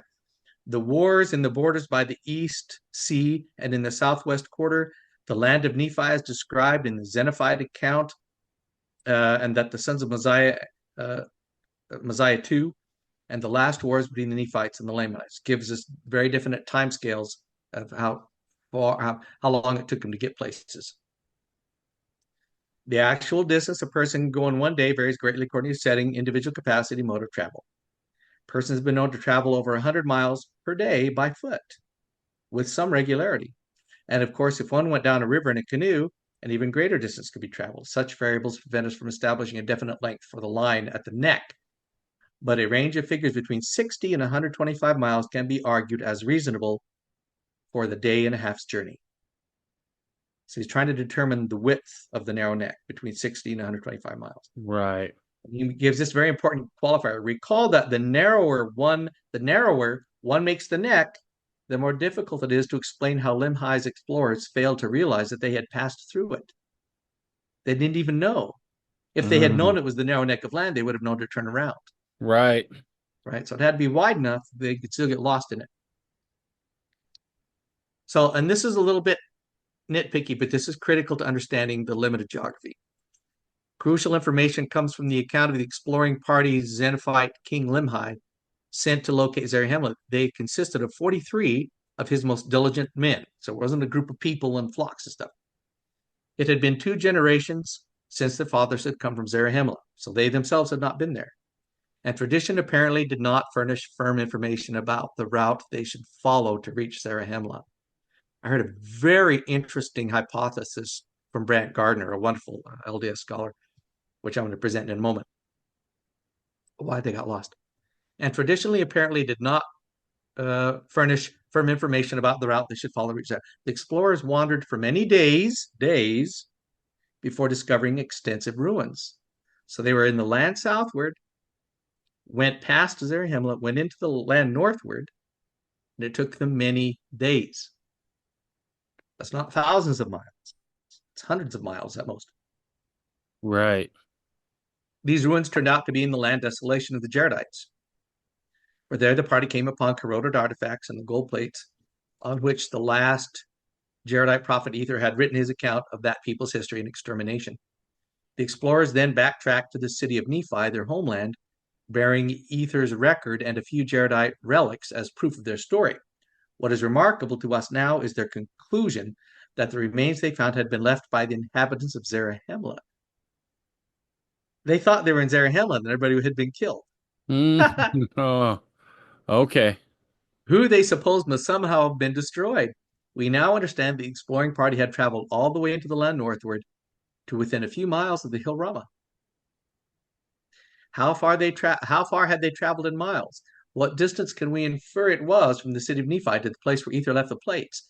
That would give us the length of the Nephite Right. area, if we can identify that. Surely they would have known from their grandfathers' traditions approximately how far it was to Zarahemla. So if we put ourselves in their sandals, we probably would have to begin to wonder, after the estimated number of days had passed, just how much farther northward to press on.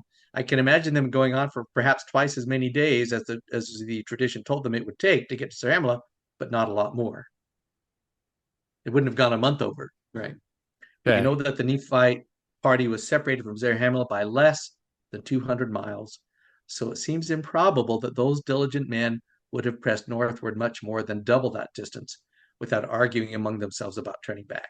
It looks from this incident like the final Jaredite battlefield was not much more than 400 airline miles from Nephi. The Okay. length of the kingdom, land desolation to the land of the first inheritance, 400 miles. And that's how Sorensen gets at that, at least from that instance. In Which Mormon's mind, with the idea that they could travel about 100 miles a day, you're talking a 4 days journey. yeah. Well, and then they took more days than that, probably because if it was 2 weeks to Zarahemla, they went longer than that. So, Right. and especially depending if they're going from the land of the first land of Nephi to Zarahemla, they went through that narrow strip of wilderness, which apparently was Right. quite difficult and was a highland because they would go down into the river valley of Zarahemla. So it was not an easy way, not an easy path. Gotcha. In Mormon's mind, the scene of Nephite, Lamanite, and Jaredite activities was of limited size. Main lands, minor lands, mountain ranges, plains, valleys, rivers, and oceans are all referred to in a manner that indicates that Mormon not only knew about these geographical elements from the records of his ancestors, but he knew much of the scene personally and intimately, had been there. The dimensions are small, although hardly tiny, the promised land in which the Nephites' history played out was on the order of 500 miles long and over 200 miles wide, according to Mormon's mental map, according to John Sorensen.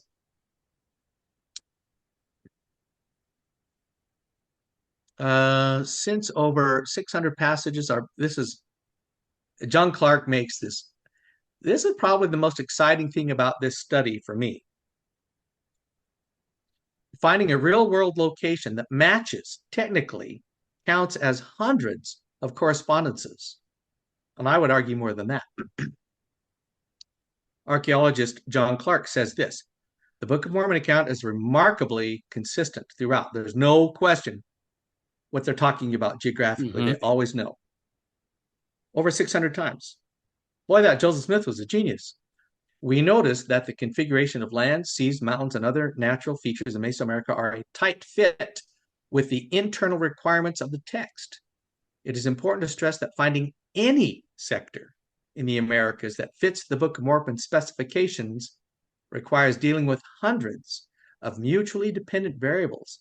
So rather than counting on a credible geography as one correspondence, it actually counts for several hundred. The probability of guessing reams of details all correctly is 0. Okay. Or to put it in my words, the Book of Mormon gives us so many details, between 600 and 1,000 details about the geography of Book of Mormon lands. To actually find a land that it matches perfectly is practically 0, Right. unless it's real. Right. I love this. It's so detailed that finding a place that matches perfectly is going to be near impossible. The lakes have to be in the right place, the rivers have to be in the right place, the seas, all of that. So, John Clark gave us a drawing from scripture, what the Book of Mormon describes as the geography of the lands of the Book of Mormon. Number one is the narrow neck, which separates the land northward from the land southward, and was flanked by the East Sea and the West Sea. So far, so good. Yep. Nephite and Lamanite lands occupied at least 3 times as much western coastline as eastern coastline. The west coast was longer. The eastern wilderness was much wider and lower than the western wilderness, but not nearly as wide as the southern wilderness. The city of Nephi, the land of the first inheritance, was in a highland valley. Zarahemla was in a large river basin that always moved down to Zarahemla and up to Nephi.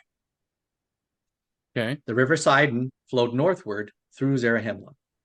The waters of Mormon was probably a highland lake of significant size because it swallowed up at least one city. Right. Zarahemla was surrounded by Nephite fortifications. The city of Nephi was 3 weeks' travel south from Zarahemla and near the waters of Mormon. The city of Bountiful was north of Zarahemla and near the narrow neck. It was about 5 days' travel from Moroni and guarded the route to the land northward. Cumorah, also called Ramah, was near the eastern sea, not very far north of Bountiful. Those are pretty specific Right. requirements. Here's what gets really, finding the right geographical references is one thing, but we have a way to have the law of witnesses apply here. Not only does it have to fit geographically, it's going to have to fit anthropologically, archaeologically, and geologically, which the Book of Mormon also gives us piles of. So we're not talking about 600 or 1,000 requirements. We're talking about thousands Right. of requirements. Okay. Cultural requirements. Number 1, cities, major cities. 2, towers. 3, agriculture, massive agriculture. 4, metallurgy. 5, formal political states. 6, organized religion. 7, idolatry. 8, crafts. 9, trade. 10, writing. 11, weaponry. 12, astronomy. 13, calendar systems. 14, cement. 15, wheels. And I've added these last 2. 16, 2 distinct advanced ancient cultures that overlap chronologically and geographically. The older culture has to be right just north of the younger culture, and they just barely meet in time and in space. Okay. And the older culture has to be just to the north of it. Gotcha. 17, major geological events that occur when and where they're supposed to relative to the Book of Mormon, such as earthquakes, volcanoes, tsunamis, submerged cities, cities burned with fire, and the city that got buried, and cities that are buried. How are we ever going to find a place that matches all of that? It's not even possible, right? You know what this is? I'm Just to guessing show you how I'm guessing it's the model that fits the best. I don't know how I stumbled across this, but this for me it illustrates the difficulty of what we're proposing, of what the Book of Mormon and Joseph Smith, who made it all up, was Wait a proposing second. to do. Is that crap from the Lord of the Rings? Correct. Okay. This is Tolkien's map from Lord of the Rings, one of the greatest authors who ever lived, telling one of the most epic stories ever told. Sure. And he gave us a whole world to explore, but it has problems. Look at the red marks. Strangely right-angled mountain ranges. Yeah, that's kind of the Yeah, first that's not going to work. giveaway usually. Yeah. Look at the circle in the center top. The river runs parallel to the mountain range. When does that happen? Not often. All right. And I love this. You know all about this stuff. This is right. Yeah. This is in your wheelhouse. Yep. There's no watershed between the drainage No, basins. there's none. There is no watershed there. Right. And then the little circle in the lower middle, a river delta flows into the middle of another river. Yeah, that doesn't happen either. So even in this sense, as well thought out and as gifted as he was, he's just a man, Right? and his fictitious geography, the geomorphology, has problems Sure. Sure, there's no way someone's going to take the Lord of the Rings and make the geology fit or geography fit because it's somewhere. fiction. Right. Because it's fiction. Now I'm going to show us some theoretical maps of the Book of Mormon created using those uh, 10 plus 17 uh, qualifications to qualify as Book of Mormon lands. Narrow neck of land, land northward, desolation, bountiful by the narrow neck, Zarahemla below that, the River Sidon flowing through that valley past Zarahemla and into the sea and emptying into the sea. And below that, south of that, is the land of the first inheritance, the land of Nephi. And somewhere down there, waters of Mormon in the city of Jerusalem. And then the various Book of Mormon cities laid out relative to that map and the Right. directions given in it. So far, so good. Yep. Here's another one I found very similar. Very similar. And here is how we see the process of John Sorensen's mind working in terms of discovering where it would be in the real world setting. So on the left, we see his theoretical map, and we'll talk more about that in a minute. Here's his theoretical map of the Book of Mormon. Looks very much like the others. Narrow neck of land, land southward, land northward, River Sidon in the middle of the river valley, and land of Nephi below that. All pretty good. And the one single place, the Western Hemisphere, that matches that almost perfectly, almost, we'll talk about what the almost is what we see on the right. Okay. And that's So down what in we're Central America, right? Down right. So around. what this is southern Mexico. This is the Okay. Gulf of Mexico, and that's the Yucatan. All right. So it's southern Mexico and northern Guatemala. Okay. And we'll look at this on a larger map.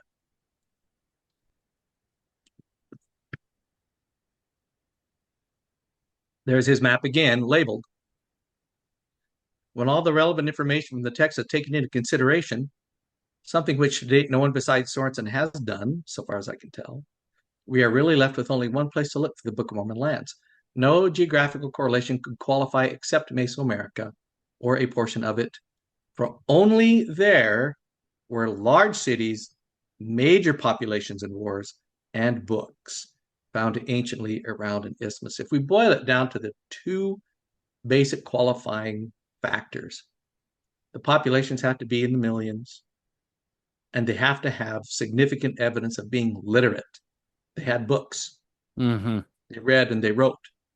Okay. And thus far in the Western Hemisphere, there are only two cultures that satisfy those requirements: the Aztec and the Maya.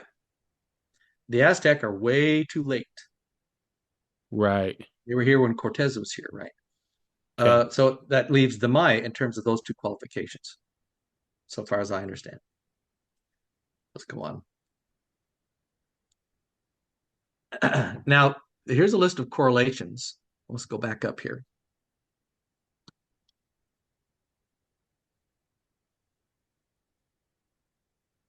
Show you a different map. Maybe we'll go past here. So if what we're talking about, does this make sense of where we are?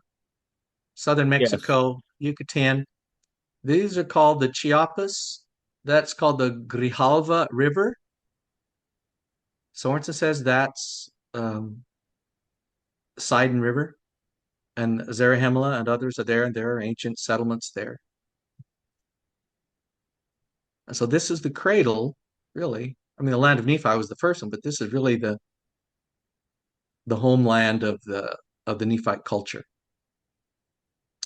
And as they were driven northward, bountiful desolation in the final battle at Rama Cumorah, the Tuxtla Mountains.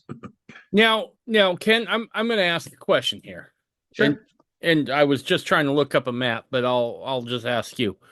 On this screen, the north arrow is pointing up, right? Yep. Okay. And So you got we're gonna have lots of fun talking about that. okay, because this map, I'm even for the ancients, to me, this map does not seem to hold water just It, based on it the fact that the land northward is actually to the west, the land southward is actually to the east, the East Sea is to the north, and the Sea is to the south. correct. Correct. This is the single greatest criticism of the Sorensen model is that it doesn't follow true north closely at all. And we'll talk Or about even that. magnetic north for that matter. Or even magnetic north.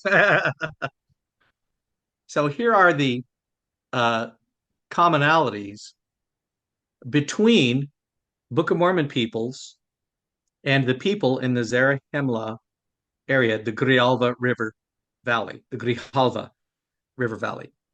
Number one, they both had a common rejection of Mayan culture. So this group that was living along that Grijalva River and the archaeological sites were not like the surrounding Maya. Okay.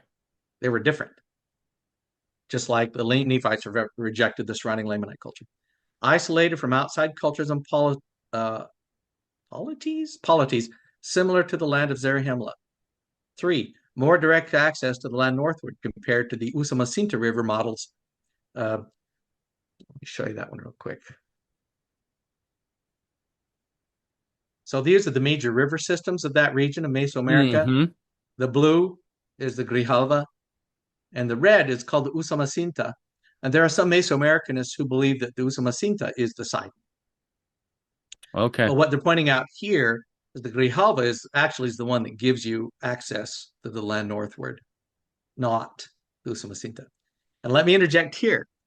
Brant Gardner believes that what happened to Limhi's party, so here they were in land southward. They hadn't been in 2 generations. They said, and they're probably told what you need to do is find the headwaters of the River Sidon and follow it. You will come to Zarahemla. He thinks they followed the wrong headwaters. Okay. What? What? Oh my gosh, what happened? Oh, that makes perfect sense to me. How that could happen. They followed the wrong river, went northward of where they were supposed to go, and ended up clear over here. Very interesting to me. All right. Oops. Number 4, close ties with the Olmec culture, similar to Mulekite Nephite ties to Jaredite culture. So this little group of people, this subset of Mayan culture, had ties with that little overlap with the Right. Jaredites. Number 5, more realistic travel distances between East and West Seas, far more prone to geological destruction, as mentioned at the time of Christ. We'll talk a lot about that. This group was called the Zoque Mixe. Their arrival in central Chiapas Depression by that Sidon River was the same time as the Mulekites moving up to the land of Zarahemla. So they arrived there about the same time. Number 8, influx of outside peoples around 200 BC at the time of Messiah's arrival into Zarahemla, increased population with the depression, with some locations doubling in site numbers. So in terms of the population base, it agrees exactly with what's going on in the Book of Mormon. Number 9, they had a dualistic society. Santa Rosa is the main ancient settlement in that Chiapas, in that Grijalva River Valley, representing two distinct groups of people living together, representative of the Mulekites and the Nephites. That's some wild coincidences. 10. 78 primary sites clustered around Santa Rosa. There were 7 churches in Zarahemla, recall. 125 BC. Number 11. The isthmus is called the Isthmus of Tehuantepec, the narrow neck of land. Tehuantepec means hills of wild beasts.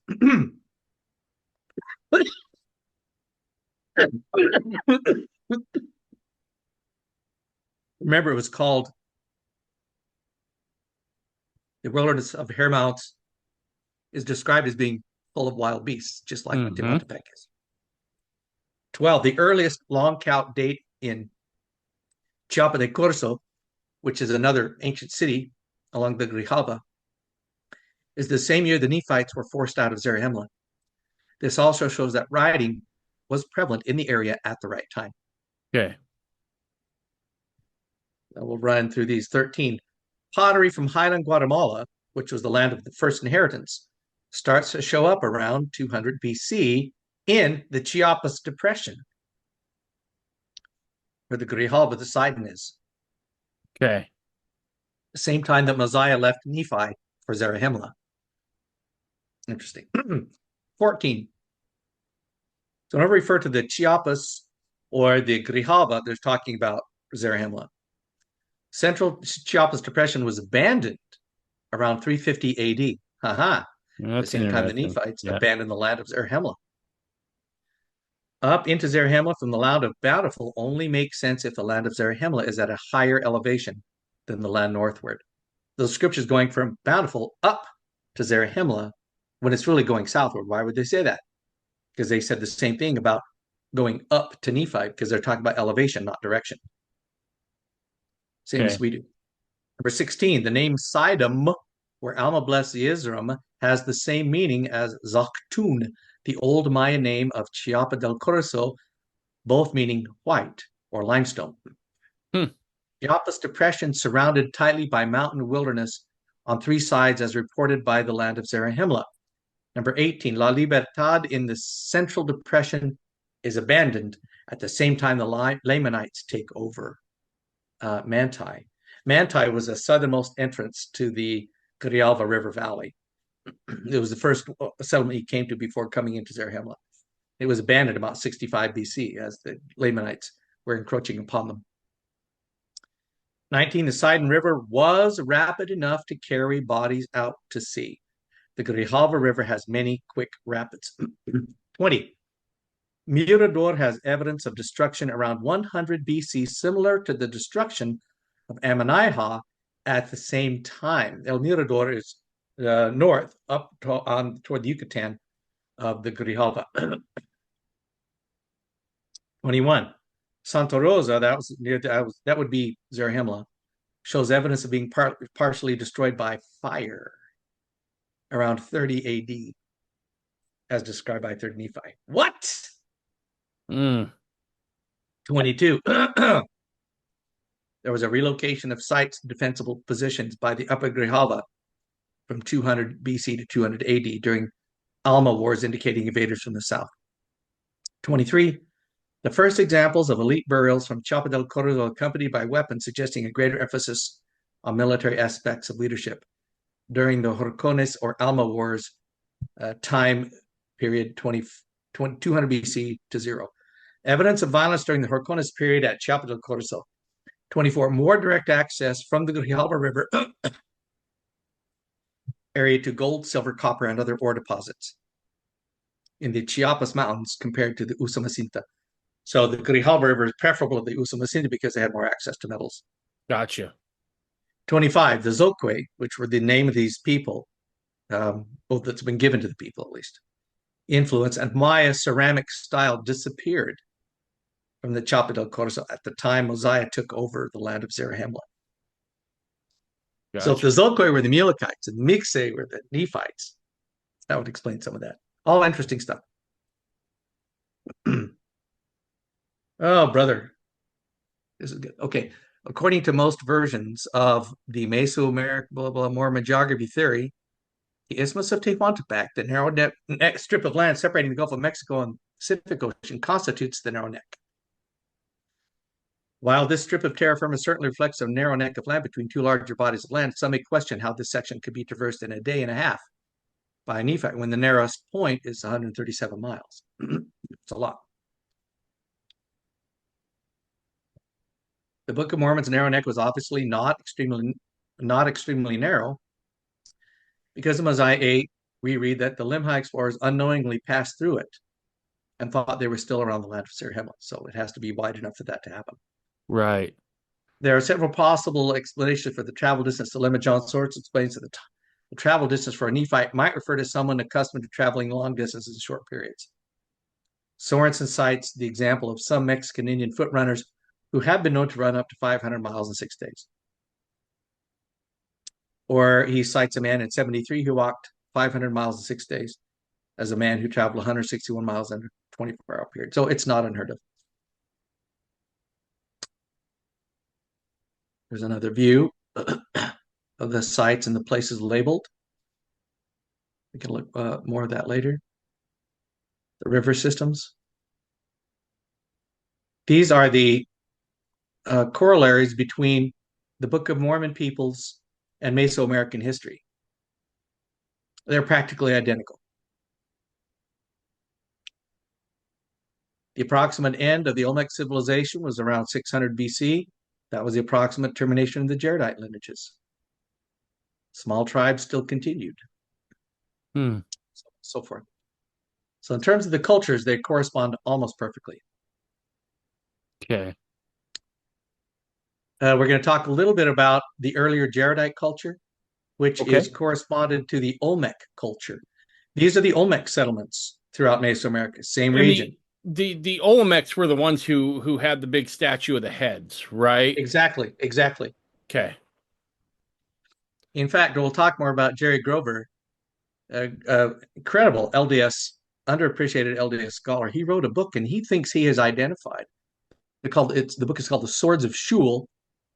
He identifies those heads with the kings in the Book of Mormon. I haven't even had a chance to read that yet. Interesting. And here's the cool thing. In contrast to the people trying to profit off the Heartlanders, Jerry Grover is giving all of his books away free download. Go to his website, download them. Amazing. So these are the early Jaredite settlements, Olmec settlements. Interesting that they go right down through what Mesoamericanists believe is Zarahemla, a Nephite home.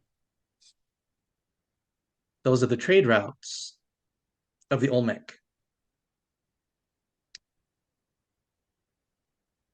Purple diamonds of basalt, yellow magnetite, green squares, serpentine, and the green circles are where they were getting jade.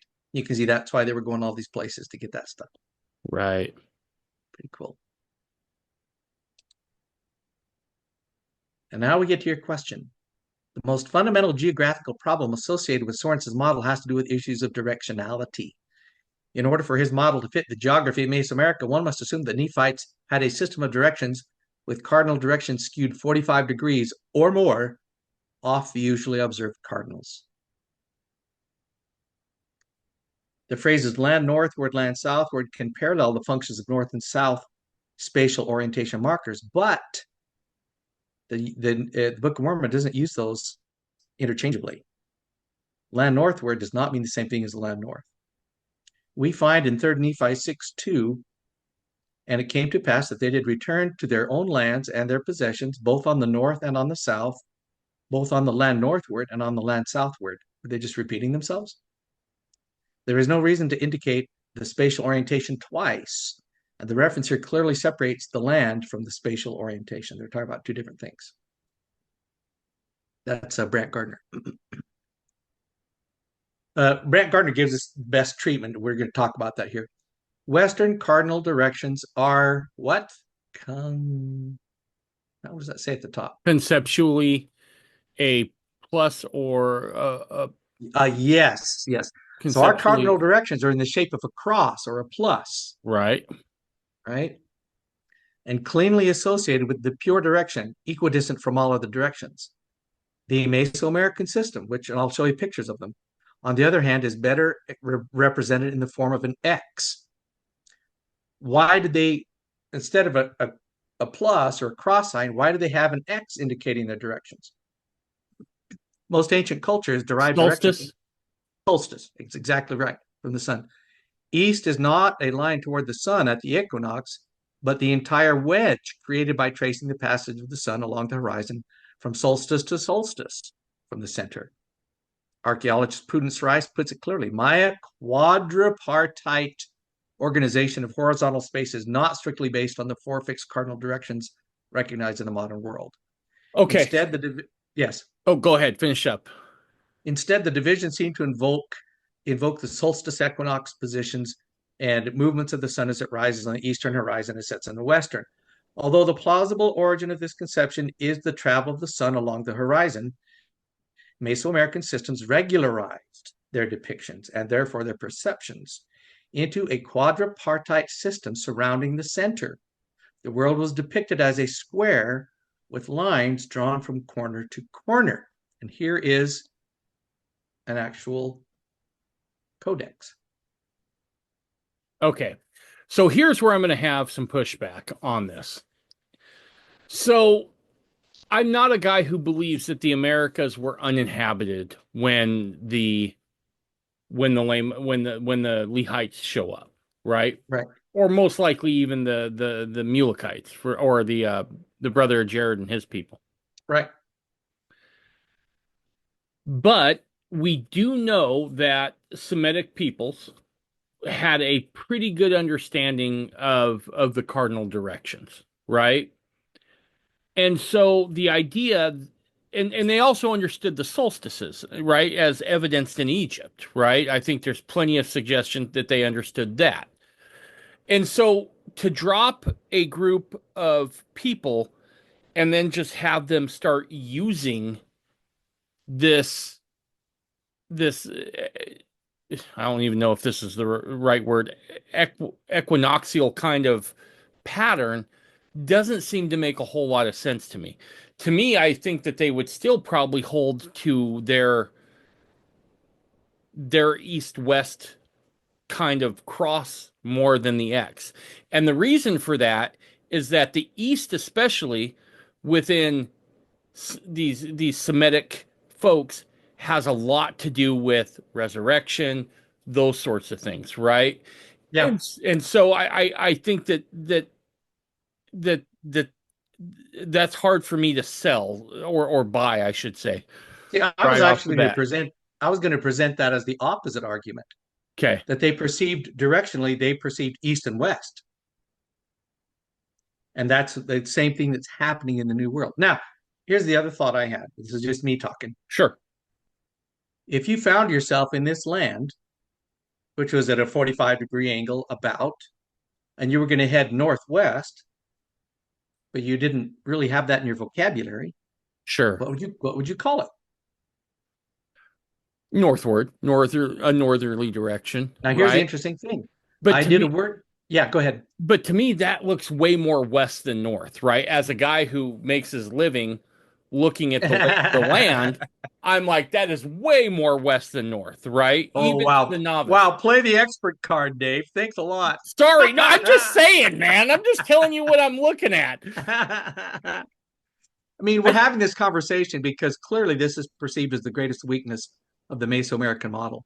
But right. here's I did a word count of the Okay. Book of Mormon Oh, cool. All right. and how, in terms of the words indicating direction, how frequently they're used. Okay. It's extraordinary. East is used a lot. Northward, second most. West, yes. North, yes. Here's the other thing, though. Northward is always associated with a land. North is not. It's Okay. like an adjective. The land northward itself is referred to 25 times.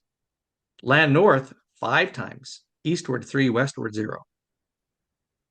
So they were clearly oriented toward northward. I mean, if you put land northward and northward together, that's 70 times. Right. Anyway, now let's apply the same internal geography to the heartland geography models. Now, prior to putting this together, there were a bunch, in my experience, you tell me what yours is. I've seen the heartland models. I mean, there are like half a dozen different ones competing and changing all of the time. There are. There are. And why is that? Because they're always looking for the next best fit. Because they don't have a good one yet, Okay. if you ask me. If we apply that criteria that we said before, that is based on Book of Mormon's sayings, we have issues. So here is the model that you can find, get in they call it their geography kit on Book of Mormon Evidence.com, Meldrum's site. Lehi's landing here in Florida. The West Sea is a flooded Mississippi River. Zarahemla, you're talking about skewed directions. Bountiful's supposed to be north of Zarahemla. What? Right. Yeah. And Cumorah, north of that, yes. But wait a minute. Cumorah is supposed to be north of the narrow neck of land.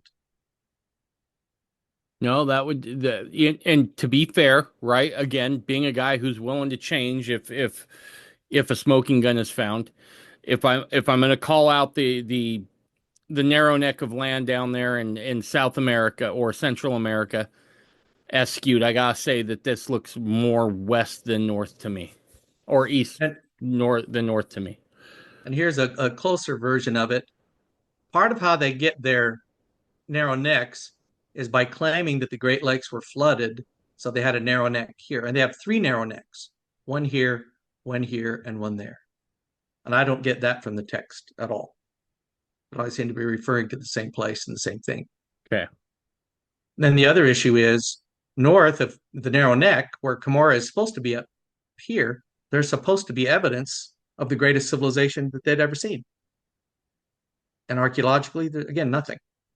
Nothing. All right. Fair. So here we go. The hits. These are the for me the insurmountable issues with the Heartland geography. Which, if I were to weigh this against their tenuous claims, this would win because it's factual. The River Sidon is flowing in the wrong direction. It's supposed to go north. Now they start to play word games with what mouth and head means, but we all and the way it's used in the Right. Book of Mormon, there's no question about that. Number two, this land, because Columbus visited it, he didn't come to the United States, did he? No. Number three, failure to recognize the non-English speaking members of the seat of Lehi, which now outnumber the English speaking. Four, failure to recognize Joseph Smith's statement that the New World events of the Book of Mormon occurred in Central America. Five, the Hopewell and Adena not coexisting between 588 BC and 300 BC. Six, no written language by either the Adena or the Hopewell. No sign of writing. Seven, no evidence in the United States of any cement buildings dating to 100 BC. Eight, no evidence of any gold in the area of the proposed heartland of the United States, let alone an abundant supply by the Adena or Hopewell. Nine, no evidence that the Adena lived so far northward from the Hopewell. They occupied the same space. 10, no evidence the Hopewell even existed until after the demise of the Adena. Number 11, the West Sea being in the wrong location. The West Sea cannot be north of Zarahemla, according to the Book of Mormon. That's when they were talking about the West Sea being the Great Lake, Michigan. Mm-hmm. No narrow strip of mountainous wilderness going from the East Sea to the West Sea. There's none of that. The promised land was where Columbus, Lehi, Jared, we talked about that already. The landing place of Lehi on the south coast of the Gulf of Mexico instead of west of the land of Nephi, which the Book of Mormon teaches us, and south of the narrow strip of wilderness as required by the Book of Mormon. It could only have occurred in Central America. 15, Moroni promised and Joseph Smith stated that the land choice above all other lands was this continent. 16, the lack of required volcanoes and earthquakes in the eastern United States to fulfill the massive destruction needs of their Nephi. 8, I have some cool pictures of that. 17, the territory in Canada north of Lakes Erie and Ontario simply does not have required ruins that reflect the Book of Mormon's statement that Jaredite civilization would be the greatest upon the earth at one period of time. 18, more than half of the members of the Church of Jesus Christ of Latter-day Saints speak Spanish, and most of those members live south of the border, and that's gone up since then. All right, I don't know what to do here. What I did, John Sorensen, just before 2013, when Mormon's Codex was published, he gave a teaser, a reading of it. And this is what the reading is. Let's start with this. He says, beginning as early as 1955, I undertook to synthesize what I was learning about ancient Mesoamerica into a form intended to answer the question, how did the Book of Mormon account relate to the civilization that once occupied that area? Now I have completed what will no doubt be my last major work, intended to convey what I have learned over more than 60 years of professional study of this matter. No one has spent that much time. He was described once as having inhaled the Book of Mormon. He knew it so well and the geographic reference so well. The book is entitled Mormon's Codex, and this presentation offers a preview of its essentials. He was modeling it, I think it was William Devers, who wrote a book about biblical archaeology and the Bible. Right. And to correlate those, he came up with a couple of a couple of scores of correlations. He did the same thing for the Book of Mormon lands. He says the full argument provides necessary explanations, extensive footnotes, over 1,300 bibliographical references, 3 appendices, and a dozen detailed maps. I identify what I call correspondences between the archaeological record for Mesoamerica and the text of the Book of Mormon. So the other guy did around 40. He says, I have identified some 420 correspondences that tie the Book of Mormon to the picture of ancient Mesoamerican civilization. Wow. Constructed by archaeologists and other researchers. And then he proceeds to read out of the 420, because he didn't have time, 106 of them. He just lists them. Okay. Now, in my zeal, I put all 106 here. We don't have time for that. Right. But we'll look at them at least. Well, you give the reference up there in the slide. People can go look. Yeah. Writing systems and records. He gives just 3. Lineage stories. Again, these are all exact correspondences with ancient Mesoamerican culture from that time period in that place. Okay. Human biology, political economy, society, material culture. He's only giving 10 of 37 that he found. Cultivation, wine, flocks and herds, elephants, the dearth of timber in the North Country, and cement. It's all there. Sacred towers, Nephite temples, silk and linen, unbelievable. Hundreds of miles of raised highways. I'll show you some photographs of those. Government, their central government, how they, political schisms, elections, major rulers, younger kings, sometimes installed, judicial function, imprisonment was not used as an ultimate form of punishment. Prisoners were only held temporarily for further examination or trial. Warfare, 15 of 30, 3 references. The way they fought, when they fought. Number 3, religion played a major role in warfare. Sometimes the primary cause of conflict. Imagine that. What is that? For both, Mason, blah, blah, blah. Priestly guidance. The threat of internal war, feuds, could last for generations. What? Nephi and Laman and Lemuel? Yeah. No. Heads of local armies were called captains. What? Sons of captains.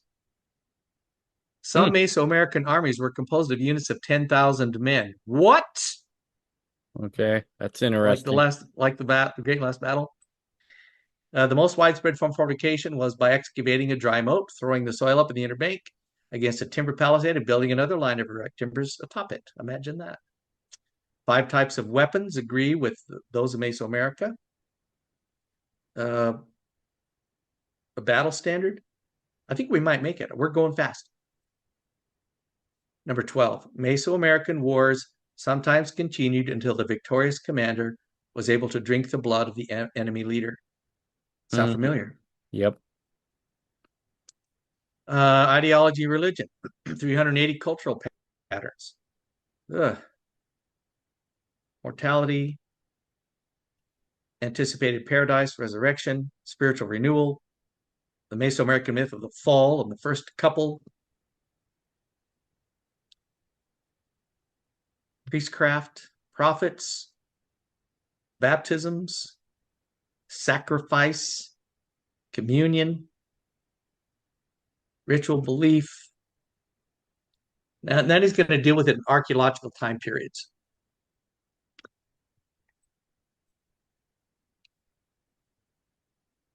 Ether's picture of the early Jaredite demography makes clear inferentially that an indigenous population already occupied the land where they arrived. This is before 600 BC. A decline of the society in which the Jaredites lived took place. So this is true for the Olmec.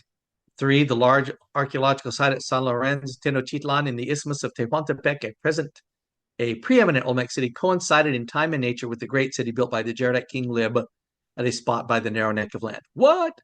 The Jaredites used at least one writing system, which their founders had brought from Mesopotamia. From 3 to perhaps 5 systems of writing were employed in Mesoamerica by the end of the Jaredite era. So from 600 BC, after the Lehites arrived, evidence for direct transmission of Olmec cultural elements to later societies. The Nephites moved to nearby highlands, became farmers. Faces on small clay figurines from the Valley of Guatemala dated to 300 BC have skin surfaces shaded white. These correspond to differences between fair Nephites and dark Lamanites. 4, near the time Mosaic parties left, some evidence of warfare is found in the archaeology of Guatemala. A great wall, 22 feet high, protected the ancient ruined city now called Kimanaluyu. Kaminalhuyu in Guatemala. That's a hard one. I wouldn't even have tried. Urbanization, writing, pictures, ceramic sphere, a pyramid in Kaminalhuyu, major source of obsidian. Archaeology and history from 600 BC, part 2. Oh my gosh. See, it's overwhelming. It is. Archaeology from 81 to 200. Transition. I'm getting tired. Cult of the Feathered Serpent. What's a koala? There's issues. Some believe Quetzalcoatl and some don't think he represents it well, but wealth expands dramatically. The rise of factions, militaristic imagery. This is 200 to 400 after the period of peace. They start to have factions again. In around 8350, the Chiapas, where Zarahemla was, is depopulated to a war instigated by foes from Guatemala. Imagine that. They made a calendrical appointment to set up their climactic battle in Camorra. They did that. Human sacrifice appears. Secret organizations were instrumental. Genocidal war is the ultimate end of conflict, according to the Book of Mormon. The Mesoamerican record of the terminal classic era a few centuries later shows a similar historical result, extermination. The conclusion of his introduction, the 106 items.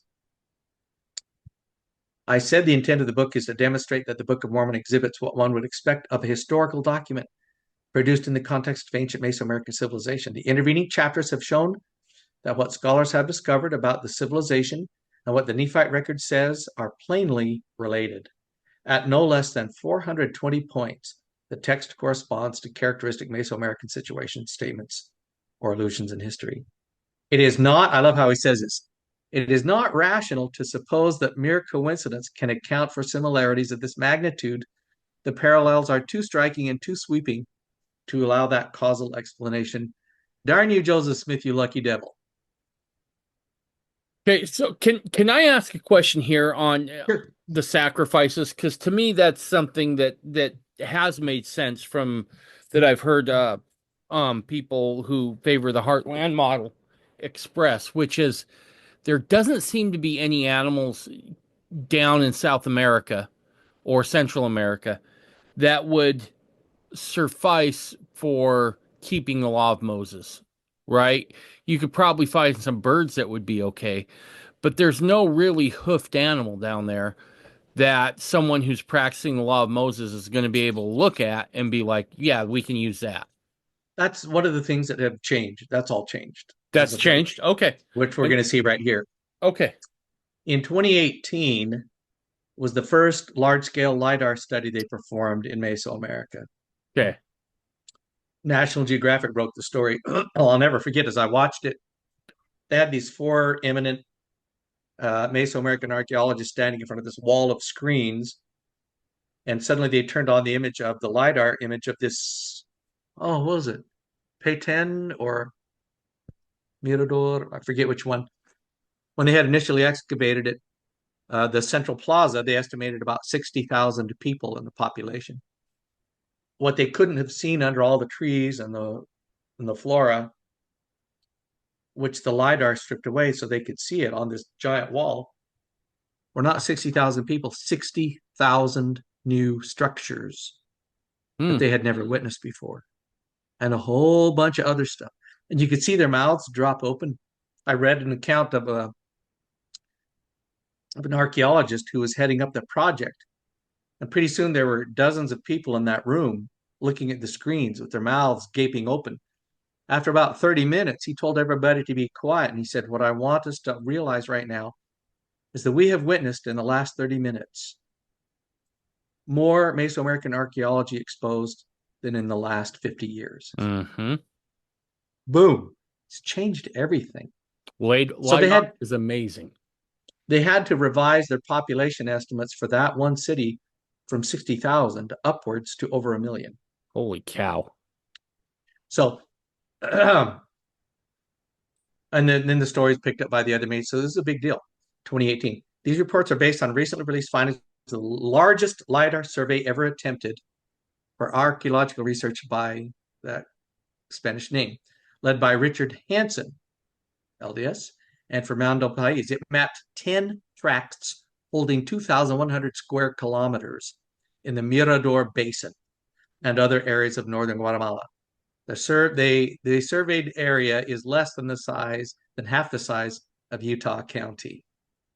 Holy So I was cow. looking that up today. Before LiDAR, they were saying that they had only explored 1% of the Mayan Right. ruins. Now with LiDAR, they've explored almost 5%. Holy cow. They had also to revise. In that time period, the Mirador Basin, the largest city in the world, was like Rome. Right. No longer. It was here in this Yeah. continent. According to Parley P. Pratt, early critics dismissed the Book of Mormon, saying there were no antiquities in America, no ruined cities, buildings, monuments, inscriptions, mounds, or fortifications to show the existence of such people as the Book of Mormon described. That's what people believed in Joseph Smith's lifetime. Based on this new evidence from the Maya lowlands, these grandiose descriptions are not far-fetched after all. The details in this story support dozens of verses in the Book of Mormon that describe dense populations, sophisticated economies, road networks, large-scale agriculture, intensive land use, disaster-prone landscapes, and prevalent warfare. Even statements about the whole face of the land being covered by people and buildings may have been more than just hyperbole. Hmm. There's a photograph of Mm-hmm. that LiDAR image. LiDAR images have revealed 60,000 previously unknown structures. We get to see some Yeah. of them. Leading experts' new population estimates as high as, I'm sorry, I said 1 million, 15 to 20 million. That's unbelievable Right. for the lowland Maya during the classic period. This means the Maya civilization was much more dense, complex, and advanced than previously thought. This is consistent with the situation described by Mormon. The whole face of the land had become covered with buildings, and the people were as numerous almost as it were the sand of the sea. They found fortifications everywhere. They were obsessed with them. Hmm. I love this LiDAR image. What do you see? You see the plaza, the central plaza, and you see Yep. pyramids at the top, the central pyramids, and you see raised highways. They found No. hundreds of miles of these, not in just the lowland Maya, but also in the highland Guatemala, the highland areas. Just recently found. Um, and they were elevated, so they functioned even during the rainy season. They Right. had a well-developed infrastructure provided public works such as dams, ditches, irrigation systems were on an industrial scale, They reservoirs and were. stone quarries, animals and food, remains of animal pens, flocks and herds, as discussed in the Book of Mormon, are evidenced by the LiDAR archaeology. They had flocks and herds of domesticated animals. Okay, but what kind of animals does it say? I'm sure it does. I don't remember. I knew you were going to ask me something that I wasn't prepared for, but I do believe they had sheep. Yes, and I think they had cattle. Because I just did a quick Google search to see if goats were like indigenous to Central America. And again, if I'm going to question on one side, I question the other. Of course. With the archaeologists, as of right now, they are saying that they weren't introduced into the Americas until European settlement. Okay. I I'll get back to you on that one. I'm not prepared to answer that one in total right Okay, now. I could shoot from the hip, but I'd rather not. no, that's fine. Now we get to the last section. You made it. Consider for a land to qualify as a Book of Mormon, it had to satisfy all the geological requirements, of which there are many, Right, all of the anthropological requirements, which are even more. And if those two agree, the law of two witnesses, that's pretty cool. And now, if we can get the geological evidence to agree with that, that's almost a slam dunk. And most of the geological references come from this verse. 3rd Nephi chapter 9, well, it's also chapter 8, but 3rd Nephi chapter 9, verses 3 through 10 is where Jesus Christ himself, his voice, announces to the surviving Nephites what happened to all of these cities. right. Otherwise, they would not know. They didn't Sure. have satellites or planes or drones or anything like that. Zarahemla burned with fire. Moroni sunk in the depths of the sea. Moroniah covered with earth. Gilgal I've sunk. Onihah and Mokum, and the city of Jerusalem, inhabitants thereof, caused the waters have I caused to come up in the stead thereof. Oops. Gideoni, Gideomna, Gideopi, yeah, Jacob, and Gimno have I caused to be sunk and made hills and valleys in the places thereof. What is that? And I buried the inhabitants in the depths of the earth. How did he do that? Jacobagoth, burned with fire. City of Josh, Gad, Kishkumen, burned with fire. These are all the same. So we see burned with fire, sunk in the sea, covered with earth, or the waters came up over them. Here we have Sorensen's map again. Zarahemla, burned with fire. Jerusalem, the waters covered up. Some of them he didn't have identities for, Okay. but this geologist, Jerry Grover, found them.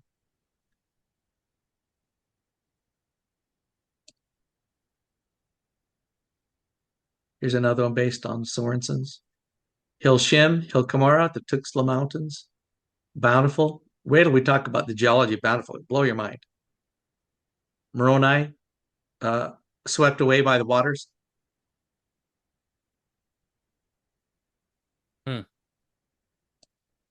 And then this one, I want to go back and forth. This is showing the archaeological sites Okay. in Mesoamerica. We can go back and forth and see. Well, here's Santa Rosa, Chapadarcozo, Palenque, Samabach. I want you to remember that one. That's going to be crazy. Okay. And Kaminahuyu, we believe the city of Nephi. Which one does he believe is the city of Nephi? Kaminahuyu, Okay. land of the first inheritance. And that Samabah is probably Jerusalem, if not one of the other lake cities on the waters of Mormon, which is Lake Atitlan. And then we have San Lorenz, La Venta, Tres Abotes, which were the great cities of the Olmec, Oaxaca, also Olmec. Interesting. All right. And then you see how that coincides with Sorensen's guesses, educated guesses. Oops. All right.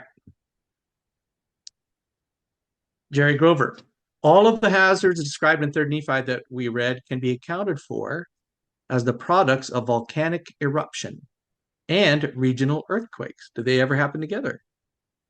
It will also be useful to look at storm and hurricane hazards, as they may also have been operated. He decided they didn't, but the type of things you can expect from volcanic hazards, pyroclastic and surge flows, volcanic debris slides, lahars, ash and tephra fall, which they talk about. They couldn't light a fire, volcanic earthquakes, tsunami, and lava flow. In this area of Mesoamerica, what's the likelihood of not only finding the cities in place and the anthropological things in place, but those very geological causes of those horrible events? This is the volcano, which is right there near Hilrama, called the San Martin. It erupted in 1793, and the fallout radius was what we see here in this photograph, or in this Interesting. image, which would cover Bountiful, all things north, and coming down just north of Zarahemla.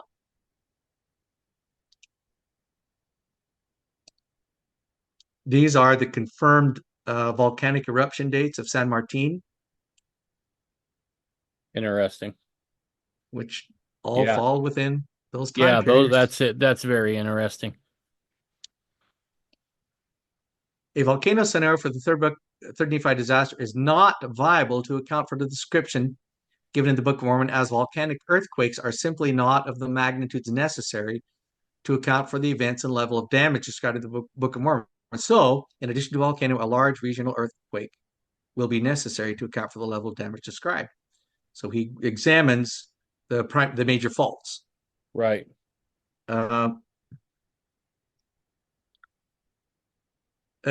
see, volcano increasingly shows a mechanical relationship between earthquakes and volcanoes. A worldwide detailed study of volcano earthquake interactions was compiled by Egger and Walter in 2009.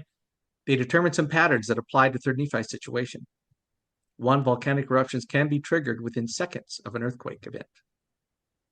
They most occur on the same day. The highest correlation of earthquakes triggering volcanic eruption was around the Pacific Ring of Fire, which is right where we're talking about.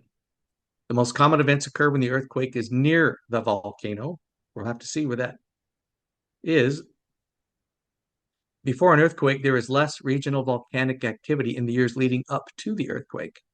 After the earthquake, there is more regional volcanic activity, as we saw with San Martin. Paralleling these findings, the third Nephi eruption and earthquake occurred virtually simultaneously. The Isthmus of Tehuantepec is part of the Pacific Ring of Fire. The San Martin volcano and the Tuxtla volcanic complex lies directly in the Veracruz fault system. I'll show you a picture of that. And the magma preferentially follows the fault zone to the surface. El Chichon and other volcanoes in the isthmus are also on fault zones and immediately adjacent to fault zones. And there it is. So here's Gulf of Mexico. This is where Hilrama is, up there in Mexico, southern Mexico. There's San Martin, and there's the fault line right there, running right through it. Interesting. Would clearly trigger that mess. So it would cause a fault line where most fissuring, subsidence, lateral spreading, liquefaction, and earthquake-induced landslides would be expected. Gotcha. Let's see. All right. It's a strike slip fault, which typically generates surface ruptures, fractures, and subsidence. It talks about the rocks breaking and stuff. It is located in the land northward where the worst damage occurred. Part of the fault segment is in the land southward and could cause damage in the land southward. It is located on and adjacent to the coastal plains. It occurs in areas that had significant population at the time. Satisfies most of the preferential conditions. Major volcano, San Martin, we talked about that. Major rivers and lakes. The only preferential criteria that does not appear to be met in the ability to cause subsidence in the city of Jerusalem because it's too far. As the intensity felt at a distance of 400 kilometers from the southern reach of Veracruz Fault, which would not be enough to cause any direct subsidence in Lake Atitlan, the waters of Mormon. However, the destruction of the city of Jerusalem may have involved non-earthquake related events, so this condition is not critical. The Veracruz Fault segment is the best fit for the primary location of the regional earthquake that occurred at the time of 3rd Nephi. And he talks about specific cities. The city of Zarahemla, quote, took fire. So it wasn't like fire was landing on it, as we will see. It was too far for the fallout of the fire. For an earthquake-assisted ignition, Santa Rosa, which was Zarahemla, along the Grijalva, based on the intensity equations and intensity calculations, chapter 10, would sit in an earthquake intensity zone of 4 to 5 on the Mercalli scale because it lies within 120 kilometers of the edge of the zone of intensity. And there's the picture of that. So there's the isthmus again, the narrow neck of land, the Grijalva, the Chiapas, Santa Rosa, Zarahemla. It's outside of that zone, but it would still be enough to cause things to shake, and he supposes that candles would fall over and it caught fire and burned. So under the Mercalli intensity scale, 4 or 5 is described as follows, which he calculates. Felt indoors by many, outdoors by a few, dishes, windows, doors disturbed, felt by nearly everyone, 5, many awakened, some dishes, windows broken, unstable, objects overturned, pendulums clock may stop. It would appear that a regional earthquake along the Veracruz Fault may have been enough to overturn candles or other such elements of fire to start the spread of fire. As has been previously mentioned, there is always a possibility of large sympathetic earthquakes along faults near Zarahemla. The best fit explanation for the destruction of Zarahemla is ignition caused by either lightning or earthquake-induced upset of ignition sources with the presence of high winds from a large local storm. Moroni was caused to be sunk in the depths of the sea, according to the Book of Mormon. Moroni is a coastal city along the north shore on the coast of the Gulf of Mexico.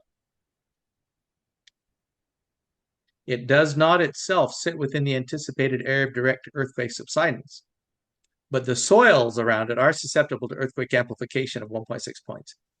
So we put it in the intensity level of Mercalli level 7, which is quite bad. That's big. Liquefaction because of the susceptible soils, liquefaction could be a contributing factor to the substance. Can account for a drop in elevation. A best fit is Moroni would be a combination of earthquake damage and liquefaction and the impact of one of multiple tsunamis triggered by the submarine earthquake movement of the Veracruz Fault. So the fault lying partly in the water could have caused tsunamis. Anyway, all fits, time, place, and means. There's where he puts Moroni. So the narrow neck is over here. Right. And Zarahemla would be down here. And this will be going into the Yucatan. And that's where Moroni was. Gotcha. Oh, let's see. Oh, this one is cool. Sorensen says he doesn't know where it is, but the way it was, the destruction of the city was characterized that the earth was carried up upon the city, and in the place of that city, there became a great mountain. What in the heck is that talking about? On November 4th, 2007, along the Grijalva River in the state of Chiapas, occurred one of the largest landslides ever known. It destroyed the town. There was a town below it, and it wiped it out, creating a water and mud wave 50 meters high. Destroyed the town, killing 20 people, and moving 55 million cubic meters of rock and debris downslope that completely dammed up the river. one of the largest mass movements of Earth ever recorded. The landslide went through the river, burying the river and whatever was on the riverbank on the other side of the river, leaving what could clearly be described as a great mountain. The original bed of the river was buried in 100 plus meters of material. The town of Juan del Grijalva was actually along the margin of the landslide, but still was destroyed and lives were lost. There's a photograph of it. Holy cow. So here's the Grijalva moving this direction, and it's dammed up on this side. The town was over here. That's how it looks on the grade. Wow. There's an aerial photograph of it. Holy cow. That's where the town was.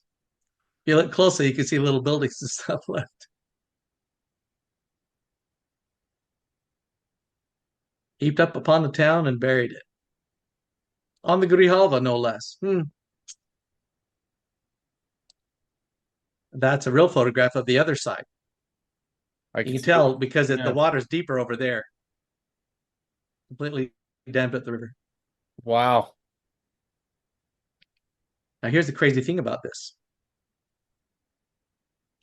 In most areas where these types of large landslides have occurred, they are reoccurrences of prior landslides along the same plane of slip. Why? Because once these landslides occur, the river backs up against the landslide material, forming a lake until it overtops the landslide material. Once it overtops, it creates a new channel, generally following the alignment of the previous channel. Over time, the toe of the landslide is eroded away. Once the landslide toe material is eroded away, the resistance to slip for the rest of the landslide is removed, allowing for another reoccurrence of the landslide. It is likely that the Juan del Grijalva landslide is one of these situations and might be a good candidate for the landslide that destroyed Moroni or any other Nephite city in that area. Wow. That's where it occurred. Holy cow. Right within the intensity level, which would have caused it, of the earthquake.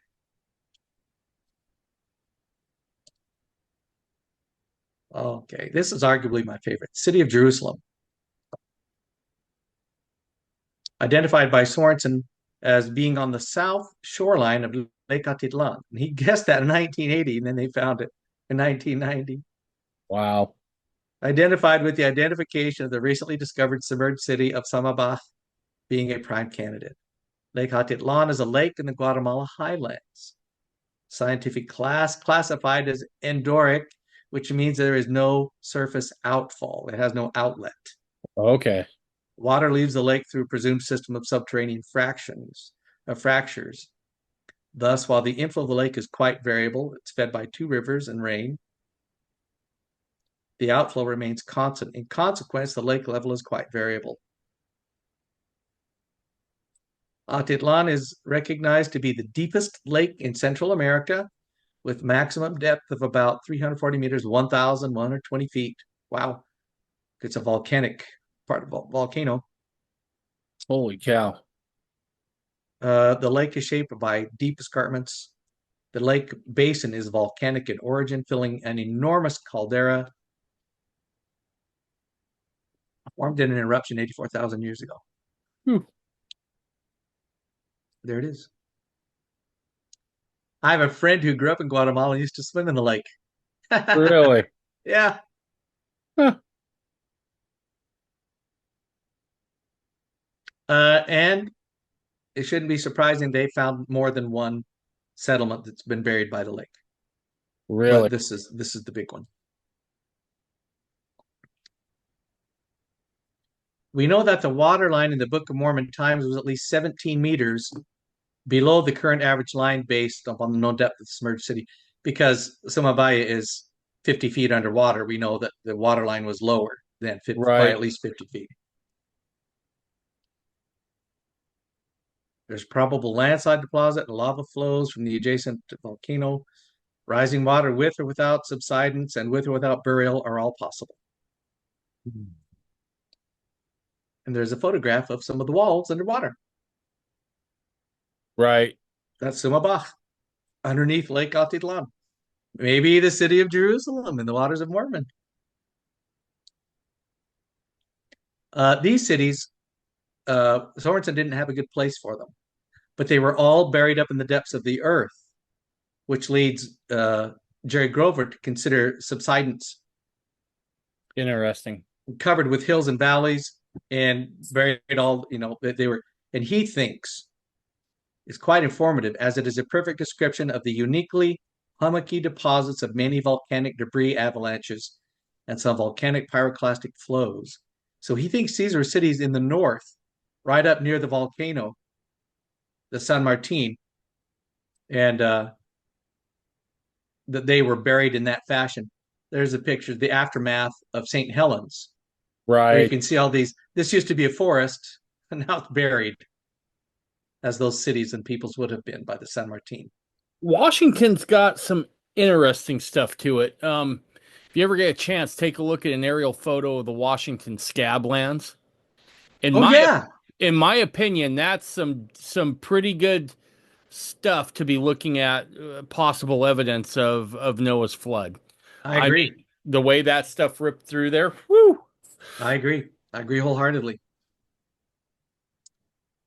So here's the ash fallout, the volcanic deposits from San Martin. So those cities that start with the G and are hard to pronounce would probably be within that radius.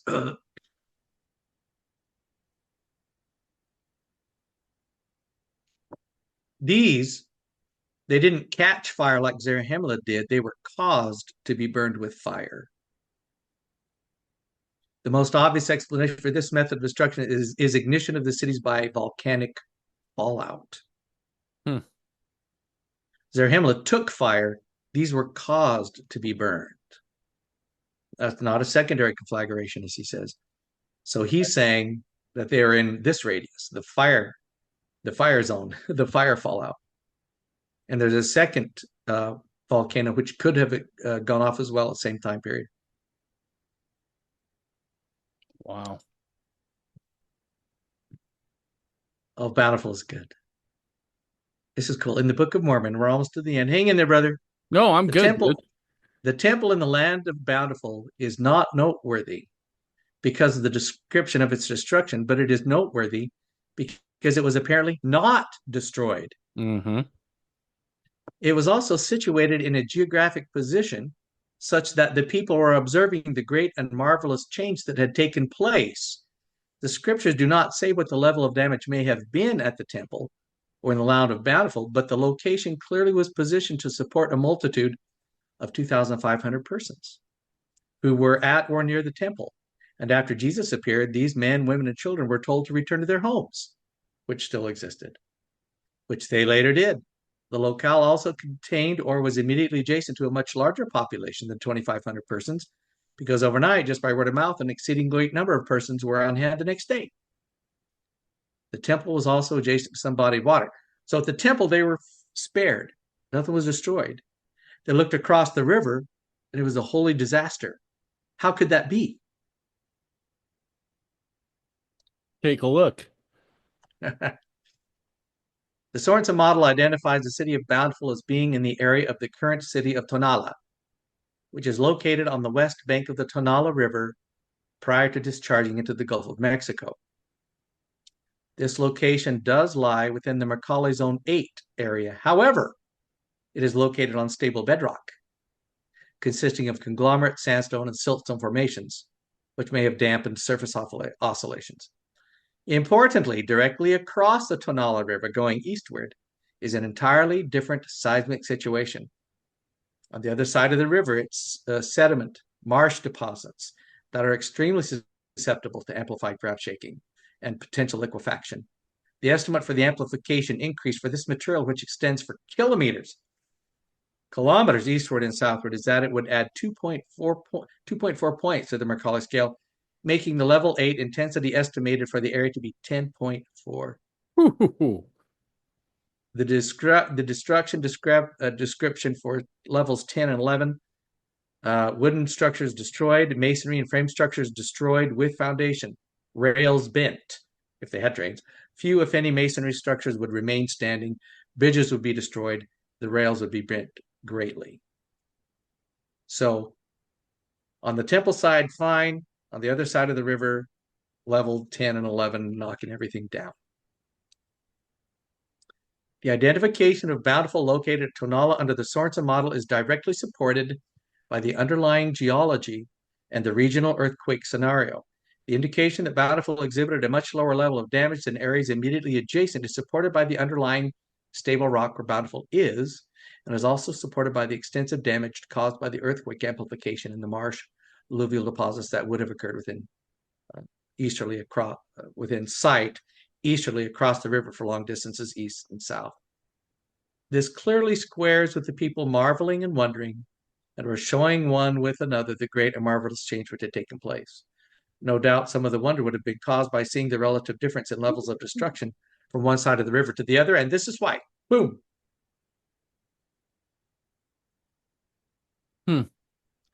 So the Isthmus of Tehuantepec, the narrow neck of land, is right here. Right. And here we have Kamora Rama and the hill Shim. And Moroni, which had been swept out to the sea, was over here.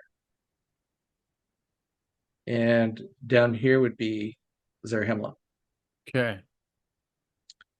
So Bountiful was spared. Across the river was destroyed. Gee, I wonder why. I see. Yeah, no, because on the other side they were up higher, right? I don't know what the elevation was, I but would be this, curious to see what the elevation changes.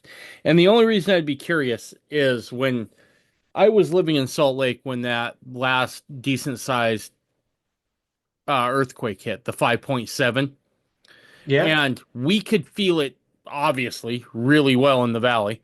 But my buddy up in Heber said he barely felt anything. He did see the street lights sway.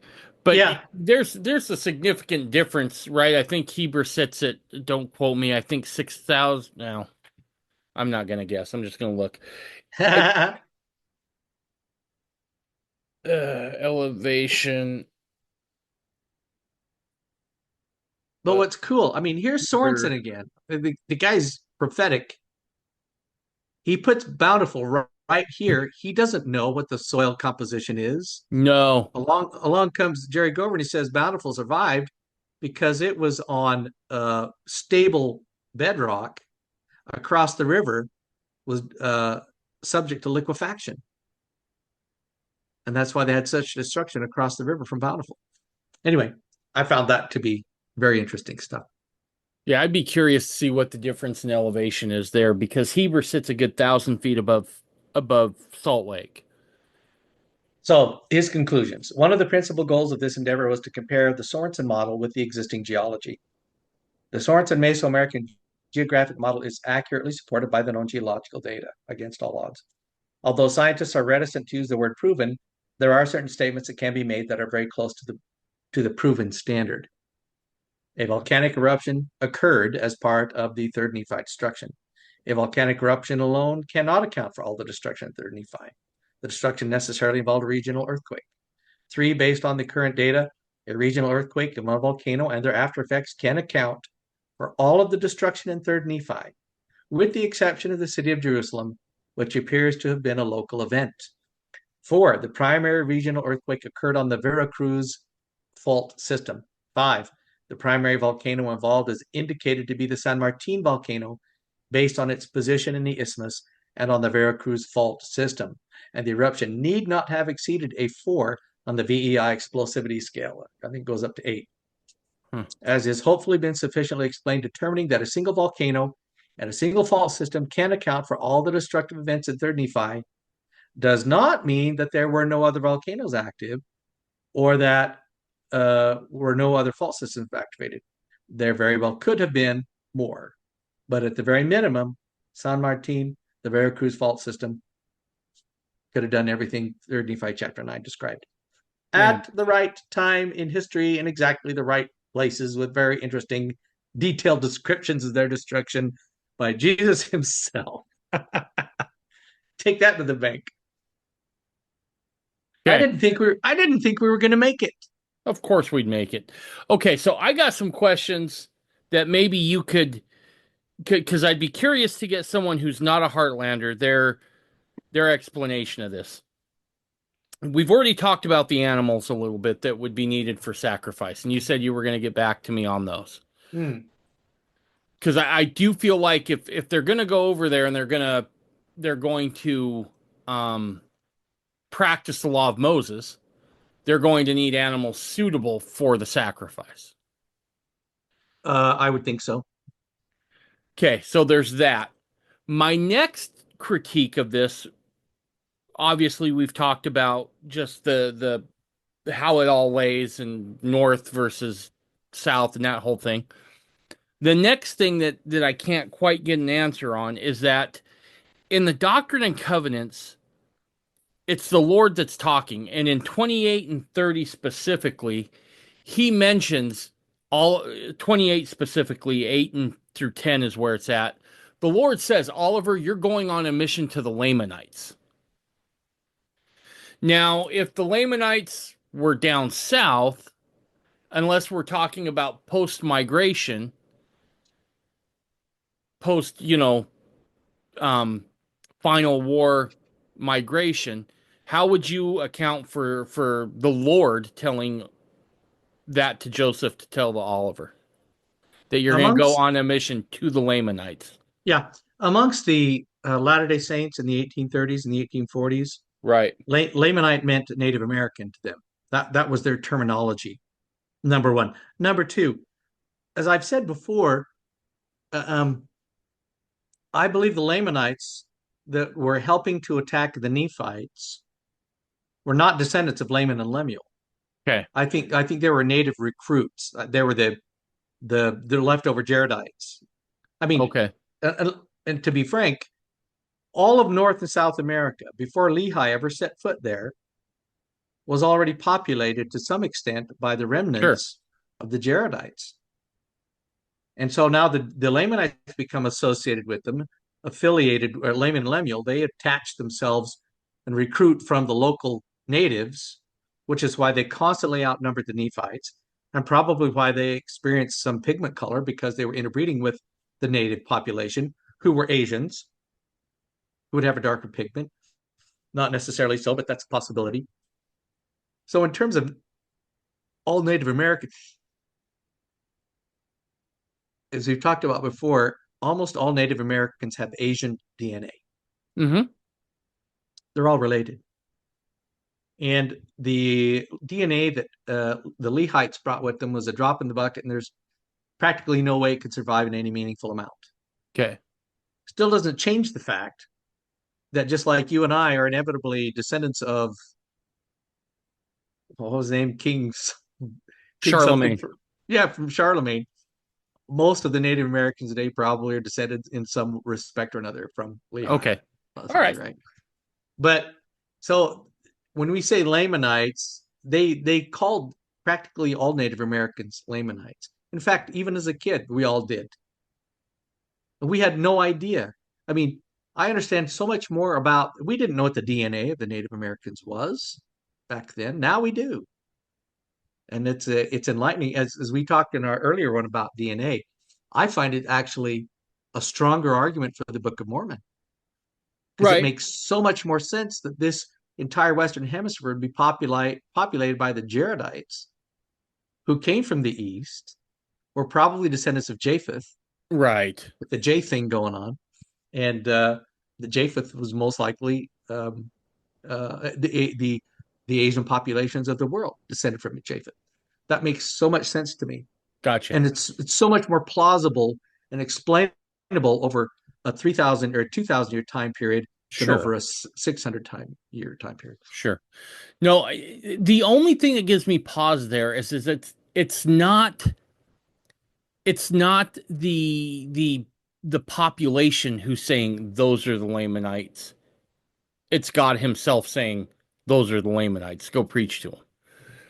Um, that to me is something I've had a hard time working around because I will say this: if you're looking for just physical evidence, the Sorensen makes a compelling case, right? And to be honest, it's because of that compelling case that I'm, again, as I put it before, kind of a soft Heartlander, right? I think that there's some room here. Well, listen, at the very least, if that wasn't Sarah Himla, it was something that was a lot like what the Nephites were Right. doing, you know? Exactly. And that's what I want to give Sorensen his due here, right? I don't think he's completely up in the night, personally. At the same time, there are certain things that I see that I have a hard time getting around, right? And they're firsthand accounts by Joseph. We have the words of the Lord saying, "Go preach to the Lamanites." And then we have the thing with the directional stuff. Having said that, it's you can't to me you can't just throw out everything Sorensen did, right? Based on Right. just that. And so that's where I kind of fall and where trying to get it all to fit, right?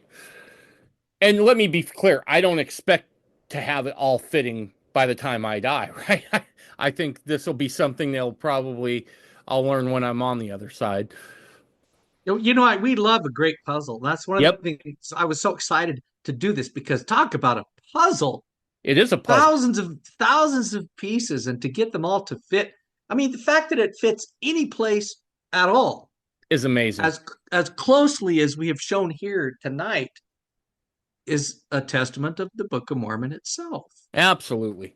And I think at the end of the day, as we're wrapping this thing up, I think I want to tell people if you think you're going to find a smoking gun in the evidence that's been revealed so far, it's not there, right? Mm. It's just not. That's not to say something's not going to come forward at someday. I think it will. When that is, I don't know. But regardless, don't hitch your testimonies to this, right? If for some reason the evidence starts piling up on one side or the other, just be humble enough to be like, oh, I got that wrong. Trust me, as a guy who's been wrong a lot, it's not that bad. It's not that bad once you get used to it. Just own it. But and don't split your friends over this. And if you are going to split your friends, I want you to reach out to me because I think we should just go ahead and organize a cage match. I think, if you're going to fight over it, let's really fight over it. I feel like, we're leaving some money on the table. I think we can market this thing. Um, but yeah, dude, this was compelling. This was some interesting stuff and certainly gave me some new things to think about. I see you typing away and looking at Google.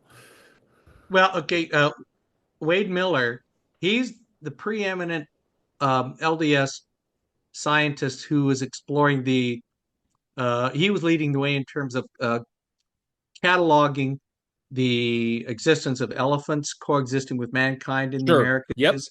Yep. And I mean, it's massive stuff. The same thing with horses. He was way ahead of Yep. that game. And here he is reporting on sheep in the New World. Sheep were probably among the animals brought to America by the Jaredites, although they were not stated explicitly by name. They most likely are to be included in the term flocks and are mentioned by name in Ether several generations later. They have been useful to man for many centuries, blah, blah, blah.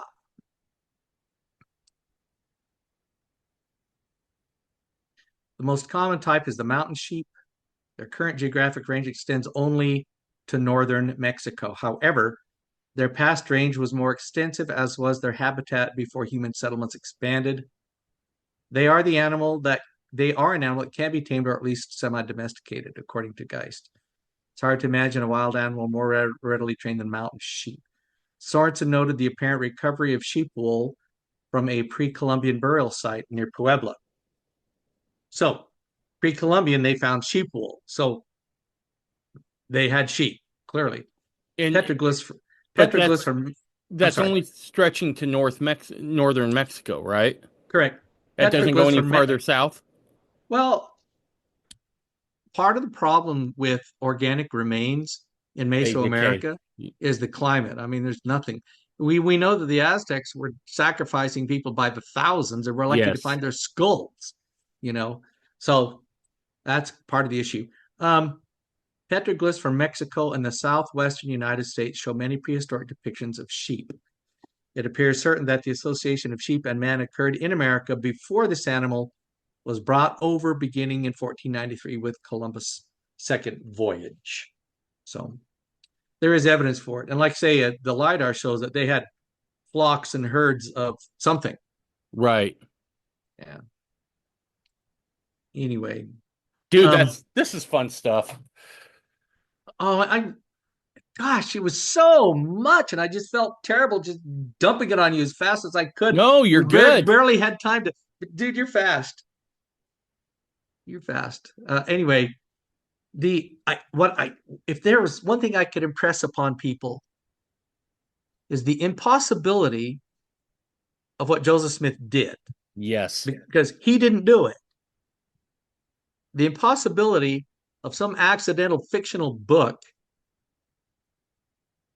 matching very precisely and in very precise terms ancient archaeological sites, cultures, traits, peoples, behaviors, let alone the geology and the geography of it. I mean, that's a practical impossibility.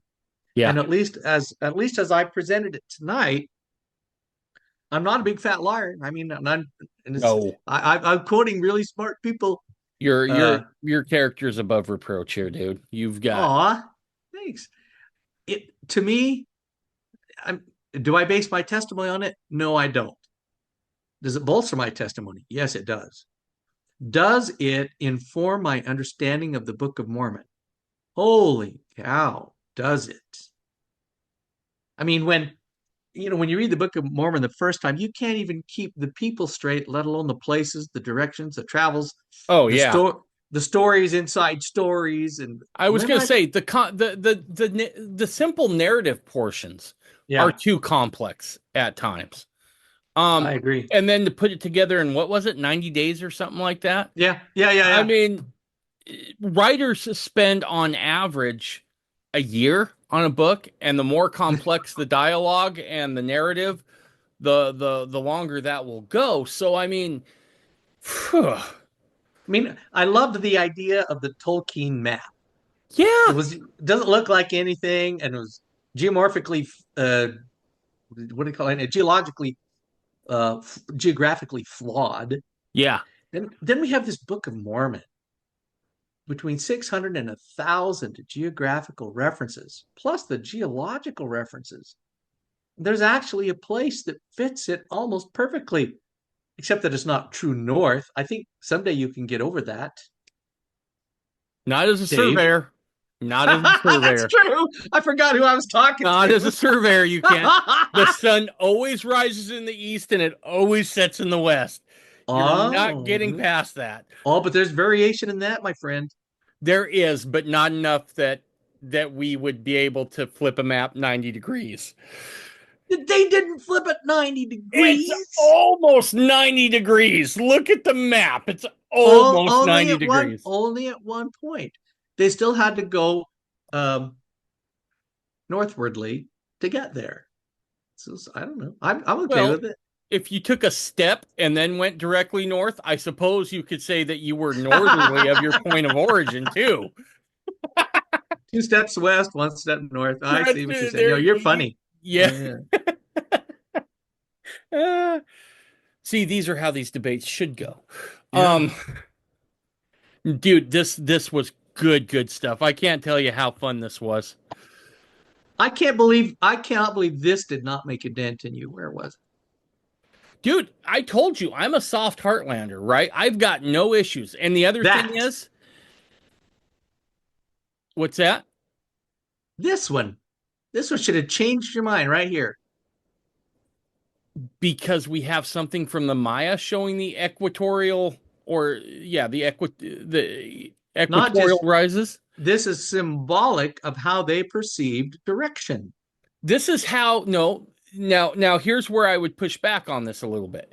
Oh, here we This go. is Bring it on. this is actually how the Maya would have perceived this. My contention is you drop and we know they weren't Jews per se like you and I understand them, right?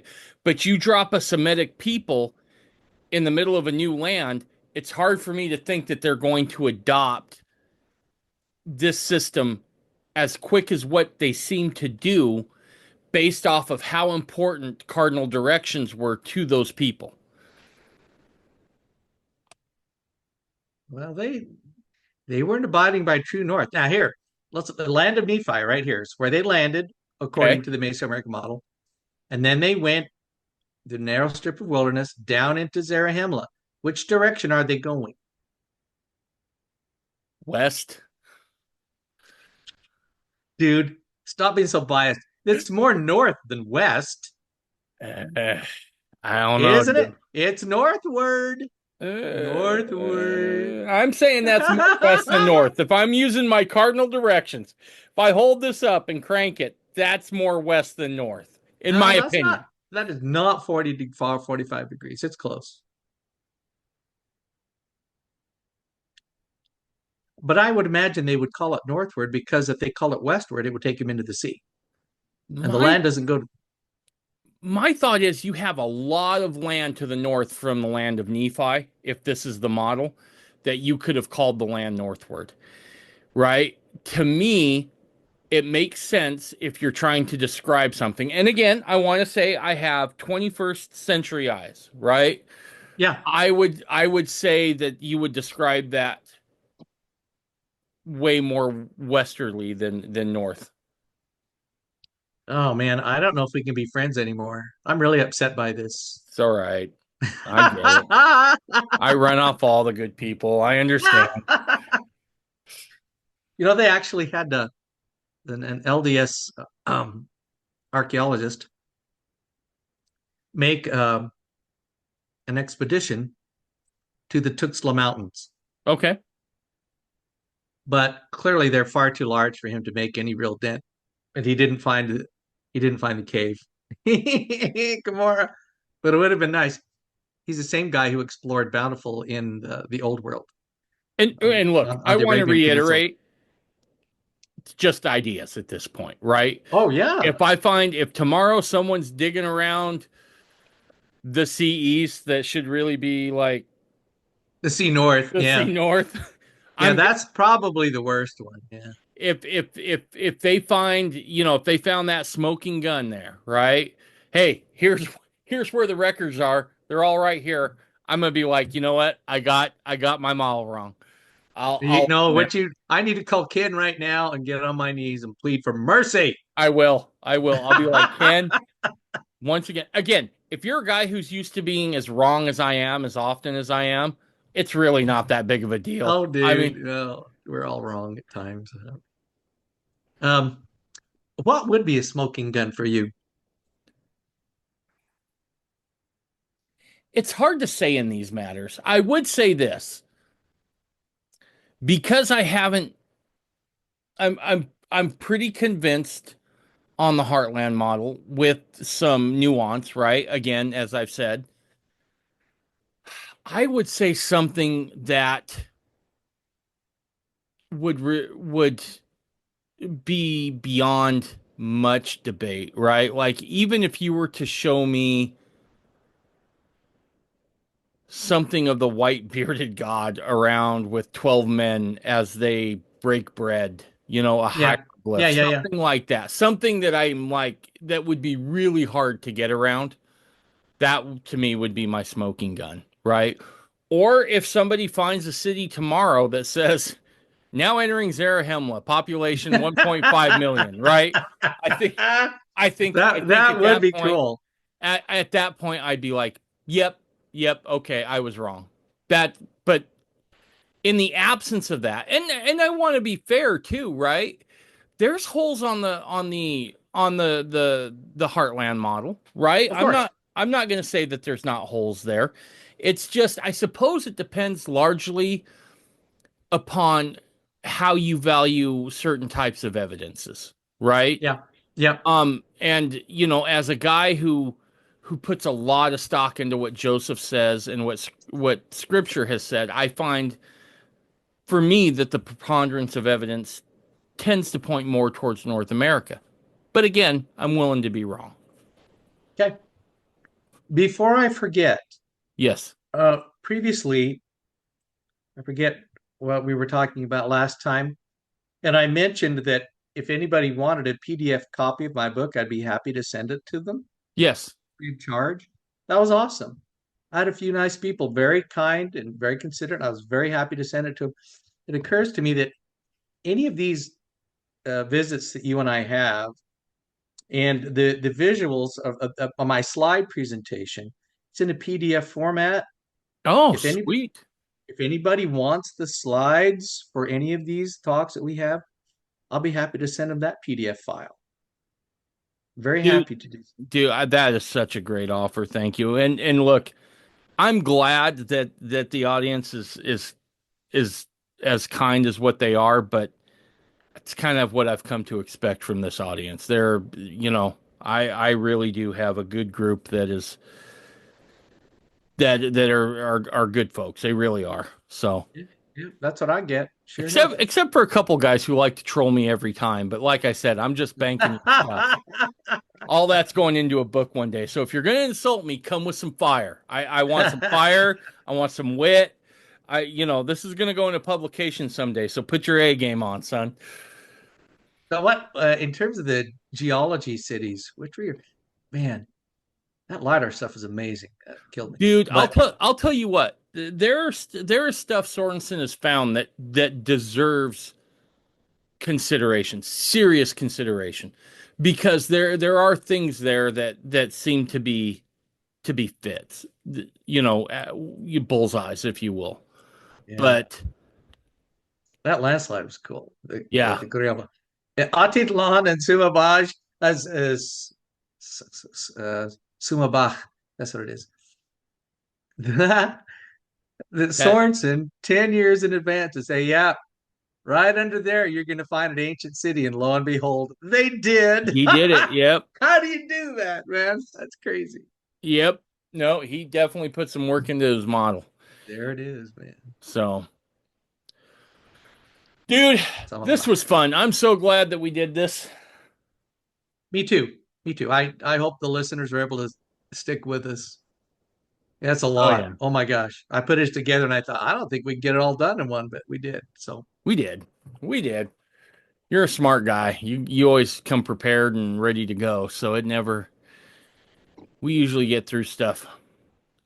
this is the biggest one I think we've done. I mean, covering the most material, it was daunting, but every time I get a chance to, and most of this stuff I've been familiar with, and it's kind of governed my thinking. But when you put it all together, put a big fat bow on it like this, Oh yeah, it's every single time it is stunning to me the truthfulness of this crazy Book of Mormon. yeah. No, it's true, Ken. I mean, look, if you're looking for evidence, it's out there. And I suppose this is a good time to say this too. Don't be afraid to go out and get your hands dirty a little bit. Um, if you're a Mesoamerican guy, put in the time to research this stuff and maybe even take a trip down there, right? If you're a Heartland guy, it's close. Go look. Go see what you can find. There's groups and organizations out there that are always looking for the help on this stuff. Who's doing So, the LIDAR on across the river from Nauvoo? Was that Neville or May? I can't remember. I want to And say it was May, but I might I be wrong. haven't seen any.